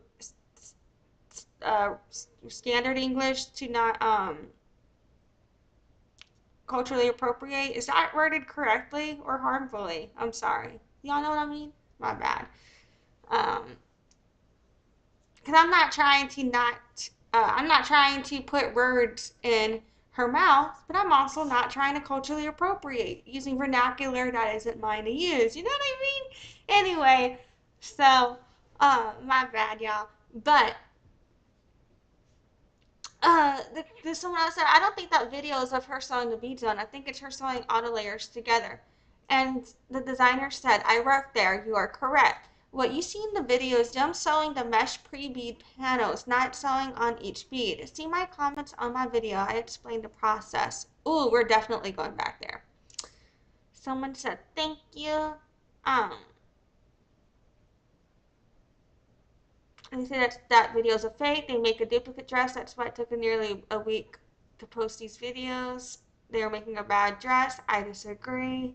Yeah, I don't think that she has it together to make multiple dresses. I don't agree that that's a duplicate. She does not have the production capacity to pull that off, in my opinion. That's just my opinion. Y'all are welcome to your own decisions. So someone said, I don't know how she hand sewed autos in the skirt if when she went to the fitting it was completely blank. And she said it's a beaded mesh panel. The seamstresses were attaching the mesh to the skirt fabric. And they said to Raylee's dress. And she said, yes, most of her rhinestones are pre-beaded. And, or someone else did. And then the designer said, correct, the panels are beaded on mesh material from a vendor in India. Check my video, I explained the process in the comments.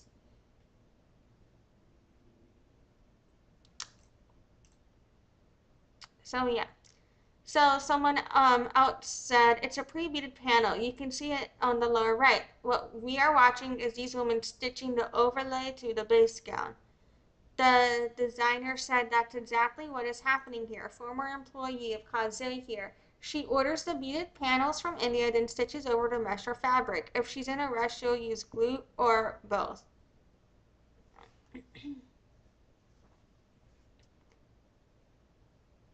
Ooh. And then Lori said, seems to me she takes orders she knows damn well she ain't got the time to complete properly and just want the money. The designer said she literally said that. For her, it's all about getting money and the hustle. It doesn't matter if the workload is over labor capacity and quality suffers. Okay, so what you do with that for breaking the feast and famine cycle is you use your busy times to book your clients far out. Anybody, if you know it's a busy time, anybody that can book far out, you book out. Anybody that needs it now, you get them in now. That's how I handle that personally. Um, and if there's so many people coming in that doesn't make sense, then in my opinion, that's often a good time to scale if you're able to maintain that extra inflow of traffic. But if you know it's not or if you think it's temporary, you can start with just a temporary position or a part-time position, depending, or a seasonal position, you know what I mean?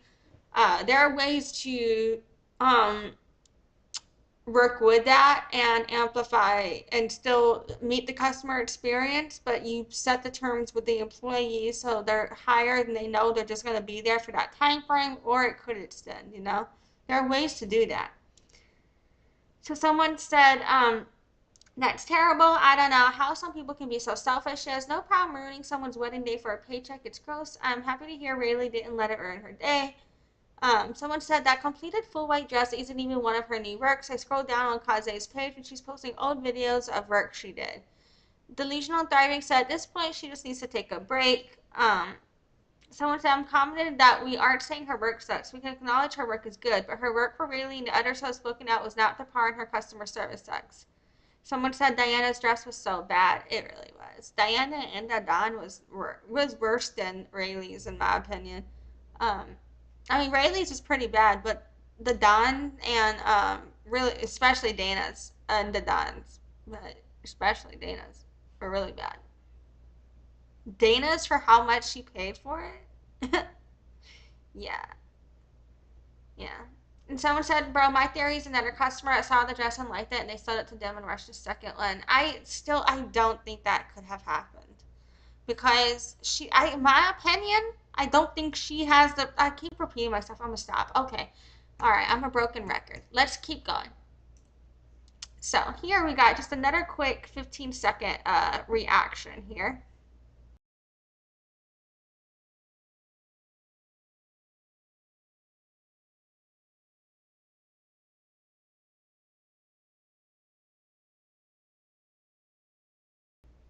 I'm bad. My internet's being slow. I had to reload it. I don't know what's fucking happening now. I'm gonna try refreshing it again. This whole story's crazy. This story, if you know, you know. But the craziest part about it is how mad would you be if your designer posted all these videos of her in your wedding dress? That's what I can't get over. Yep, that's what I've been saying, man. That's just some bullshit. Alright, we got one more quick reaction from Shelby here. Let's check this out. Continue. The Casze saga continues. Prom dress edition. This is Diana. She lost $1,300 and got a dress she couldn't even wear. She talked to Casze over text and showed her exactly what she wanted. And you can see here how they talked about the design. She had her first appointment on December 4th. And in Diana's... I love how this drawing looks way better than the dress you got. You know what I'm saying? Like, if you are a fashion atelier and a high schooler can draw a better dress than you can produce, that's problematic. No, wait, that sounds like I'm degrading the high schooler, though. That sounds fucked up. I'm sorry, man. That didn't come out the way I thought it would. My bad. My bad.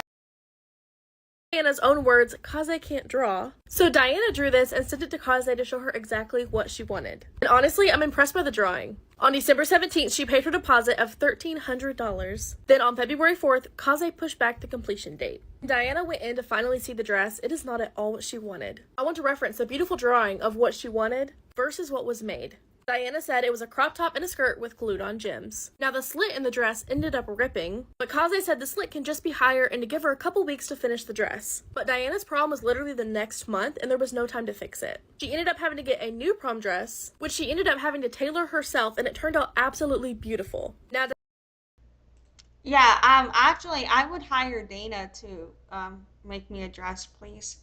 Oh, Diana, not Dana. I apologize. Diana. Diana wanted her deposit back. Diana's mom went to go visit Casze to get her deposit back, but she ended up coming home with the dress. Diana showed how there's still safety pins in it, how the train is uneven and there's a whole row of missing diamonds, and that the straps aren't done. So give me your thoughts on this one. Would you wear this dress? I would wear that one Diana made herself. Yeah. Raise your hand if you would hire Diana to make your dress. Boop.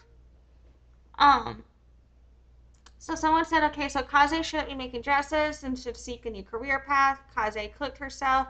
The way that I'll have to go visit Casze and still don't get their money back. Swear the dresses Casze posted are beautiful are from other designers and she's just scamming people.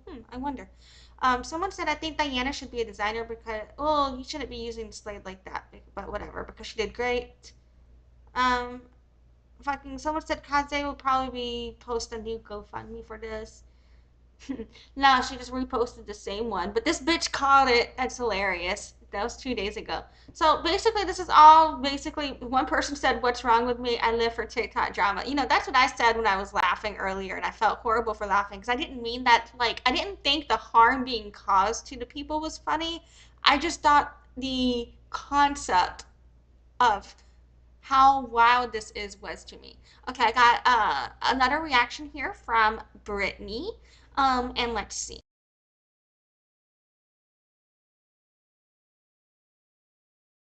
I've seen this comment a couple of times, and Unfortunately for me, OBS disconnected and then reconnected, so I don't know what happened there. But she just said the crux of the matter is, and then I forgot because OBS connected and reconnected. But let's keep going. My bad. Hopefully, this didn't disrupt your experience too much. Or. 10th. It was not. Even per Kazazi's receipts, the dress was not finished on time. And the little checklist she posted as a gotcha isn't really a gotcha to me. Well, the two things in the checklist that added to my presentation were the checklist. It was Raylee's checklist that Raylee made. In the checklist, glue was on it. Glue was on the checklist and the belt was on the checklist. And so those were the two reasons that I thought the checklist was kind of relevant for me. And that's in my presentation. Because in my mind, I'm viewing that as Raylee's dress is late. She's trying to do what she can and to keep the designer and the And also for me, with Raylee's dress being late, if the amendment on the contract that we didn't see included that time frame being added with the adjustments, then that's gonna go in Case's favor in court. And also the text message where Raylee said, "I don't mind if you send the dress late if it's not done yet." When she said that message or something like that, that might go against her in the court too, in terms of approval on being late. In my opinion, potentially it could, in my opinion. Team on task. She said, okay, this is what I don't like about the dress. Here's a list of things that need to be changed. You say it can be changed by the 15th or the 18th or whatever date she initially said it could be changed by. So to help you all out, these are the list of things that I want fixed.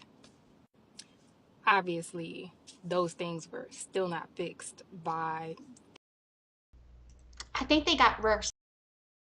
The 15th. Then we move to the 18th. And then the dress doesn't get to Rayleigh until the 22nd. So in my eyes, the dress designer is just dead wrong no matter what. She mentioned, oh, she knew about the belt. She knew about the belt because she showed up on the 9th or the 10th and there was a belt. Okay, but no, because I've already done the presentation on this. Because Rayleigh made 4 different statements on that. So first, she said she never wanted the belt, and then she said she did want a belt, but she didn't want that belt, and then she said the belt was supposed to be smaller, and then she was saying she just didn't like the belt. So that's where I was at. Like, there's that I'm questioning because Rayleigh's contradicted herself on that, and I've got the evidence for it.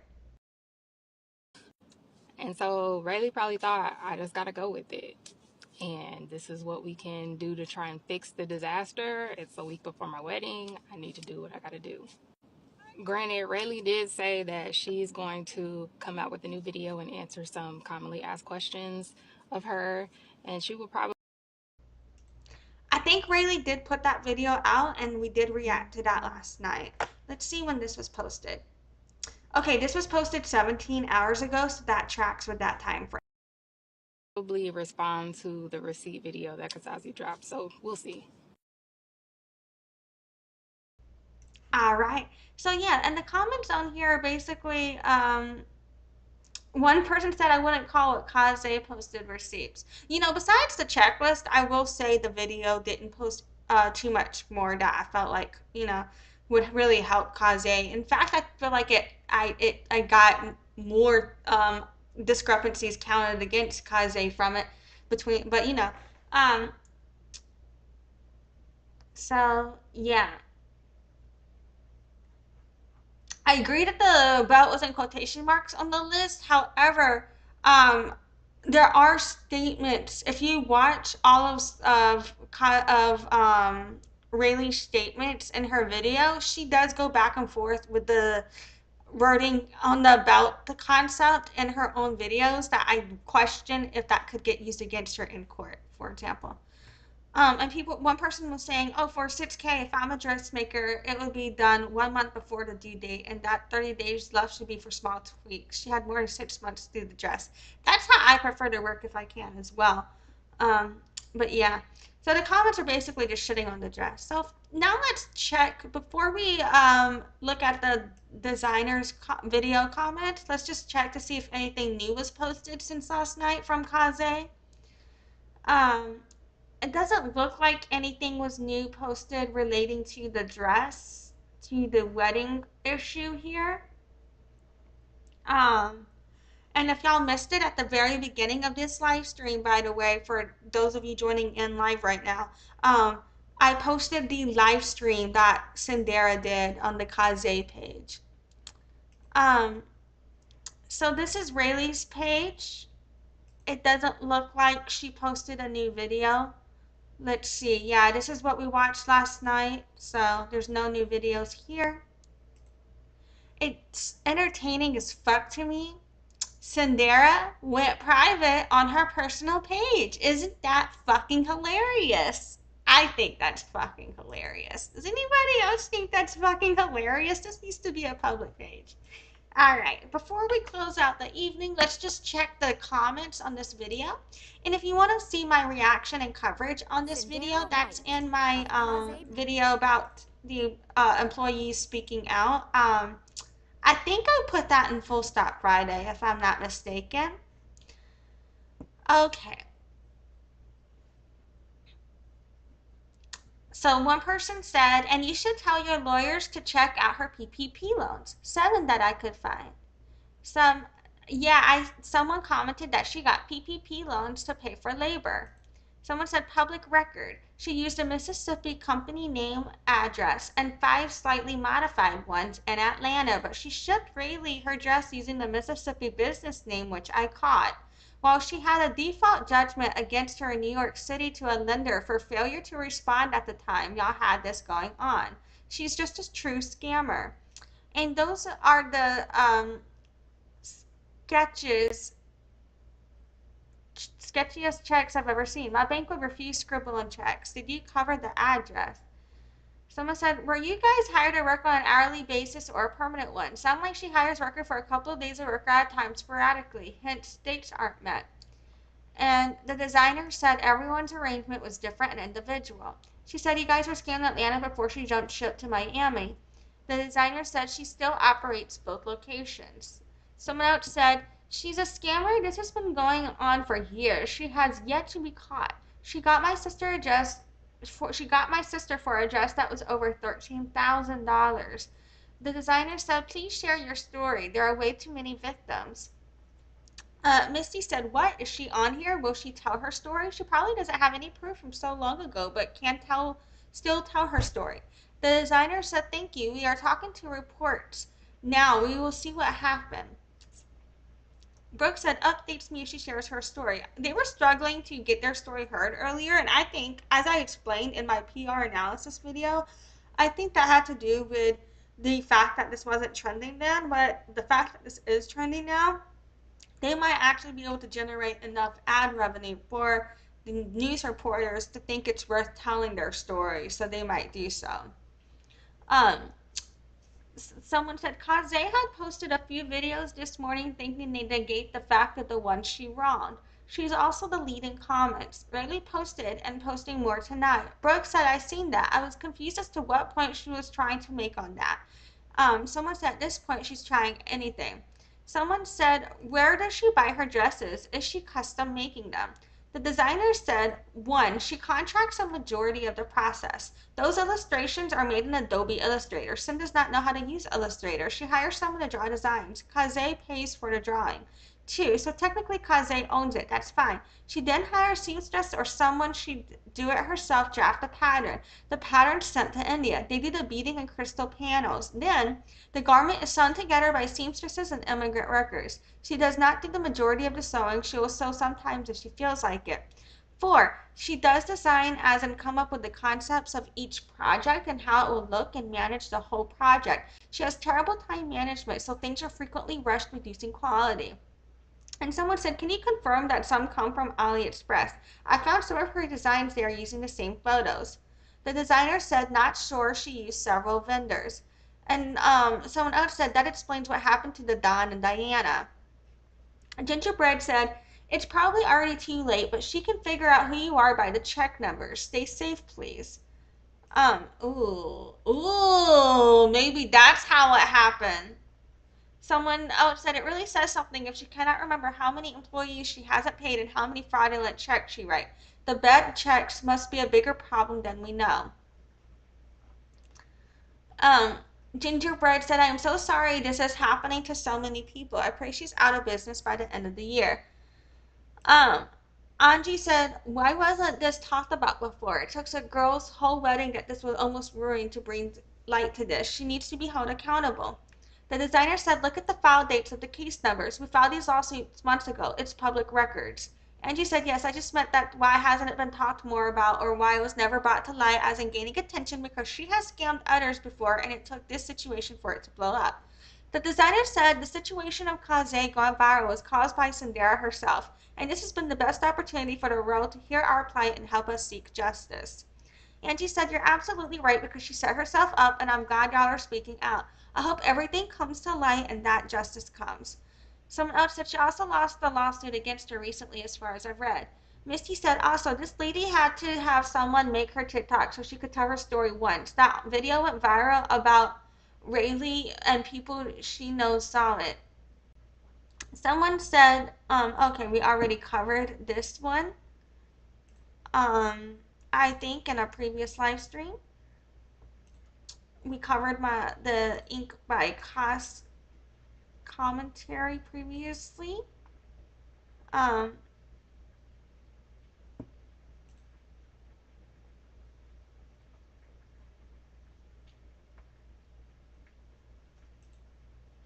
So the designer said she keeps the shop door locked so no one can just walk straight in. Look up the shop on Google Maps. There's no business sign outside. The shades are pulled back. She hides and doesn't answer knock doors.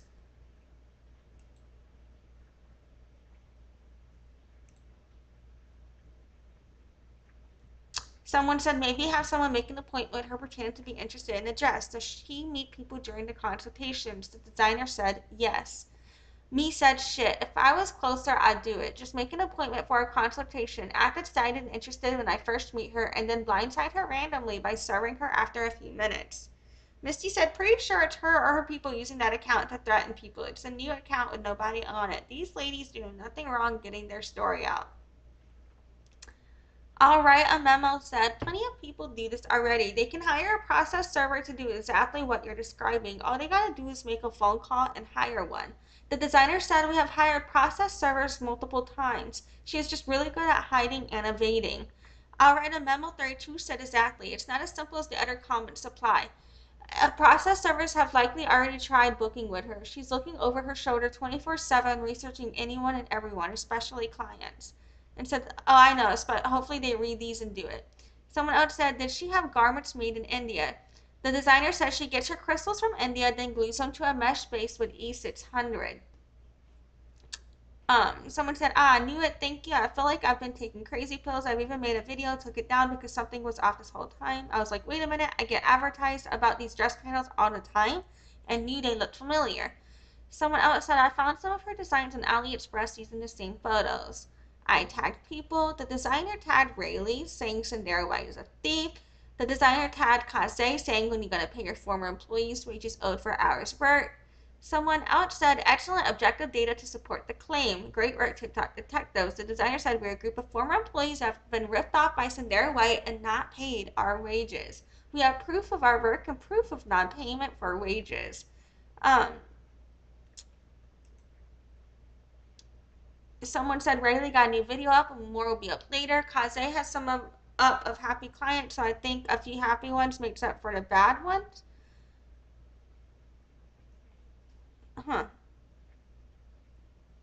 Someone said, wow, I hope you get your wages back. I disagree with that. Maybe she didn't mean that. I don't know. But if she did, fuck that shit. Someone else said, I used to work for a travel company. We used to get payments the day before travel because agents would use the money clients gave them for other things and then have to come up with money last minute. Meanwhile, people think their travel is all booked and ready to go. Damn. Shelby someone tagged Shelby regarding the former Casze employee. Someone tagged their friend. People are saying wow and whoa. People are tagging DaDon and Raylee and Alexandra Bueno. People are saying, oh my god, drama's getting juicy. Someone said, I liked and shared hoping to get this out. I think I read that before. Someone else said, my thing, she doesn't even know how to write a check. Someone said, we've got more. Hope you don't mind I keep tagging you these. Check the comments. Alexandra Bueno was tagged. Someone said, I don't get it. If she actually took the time and really invested and was into her dressmaking business, she could be so much more successful. But she chooses to scam, which I don't know why people don't understand. All of that scamming is going to catch up to you. And you're going to end up paying and owe more than you ever made and lose everything because you thought it was the easy way. Someone just said this is crazy. Someone said you should post this around. It's being missed. Well, we're trying, Brittles. Why don't you help? Are you reposting? Did you tag people? Share a friend, bitch? Damn. Sorry. So someone said, guess that's why she's in Miami now and POJ. And speaking of though, if you're on TikTok, do you mind, this video is linked in the description of this YouTube video, do you mind sharing it, reposting, tag a friend on this video, get this more engagement, please? Let's blow this bitch up. Thank you. Appreciate you. Thank you, people. Your hair looks great today. Um, Fucking, yeah. So I think we have reached the end. I don't think we're gonna get any more. Let's go here. Yeah, let's get into processing what the fuck just happened mode. Alrighty, so we are going to wrap up and conclude today and wind down now. I finished my chocolate milk. Now I'm on to water. I hope you guys are doing self-care. I think I've worked like 16 or 17 hours today, dude. It's fucking crazy, man. Like, my mind is just mush now. So, today, what we have discussed about was, what the fuck, is that even a sentence? Am I using words now? So, first things first, the GoFundMe is back up. But what we've noticed about the GoFundMe, when it was taken down, it had about $1,000 on there, but now that it's back up, it's like 900. So are people requesting refunds? I hope they're getting their money back because at least they can. We've also reviewed the situation where the live stream that Cynderra did on the Casze page, that snippet was posted by Alexandra Bueno, so we watched that. Thank you, Alexandra. And then DaDon, or the readdressing, posted her story, a continuation, further evidence, further developments. It was 14 minutes. It was wow. So that story developed. We watched that. Then we watched Diana's story, and Diana is so fucking talented. I want her to open a business.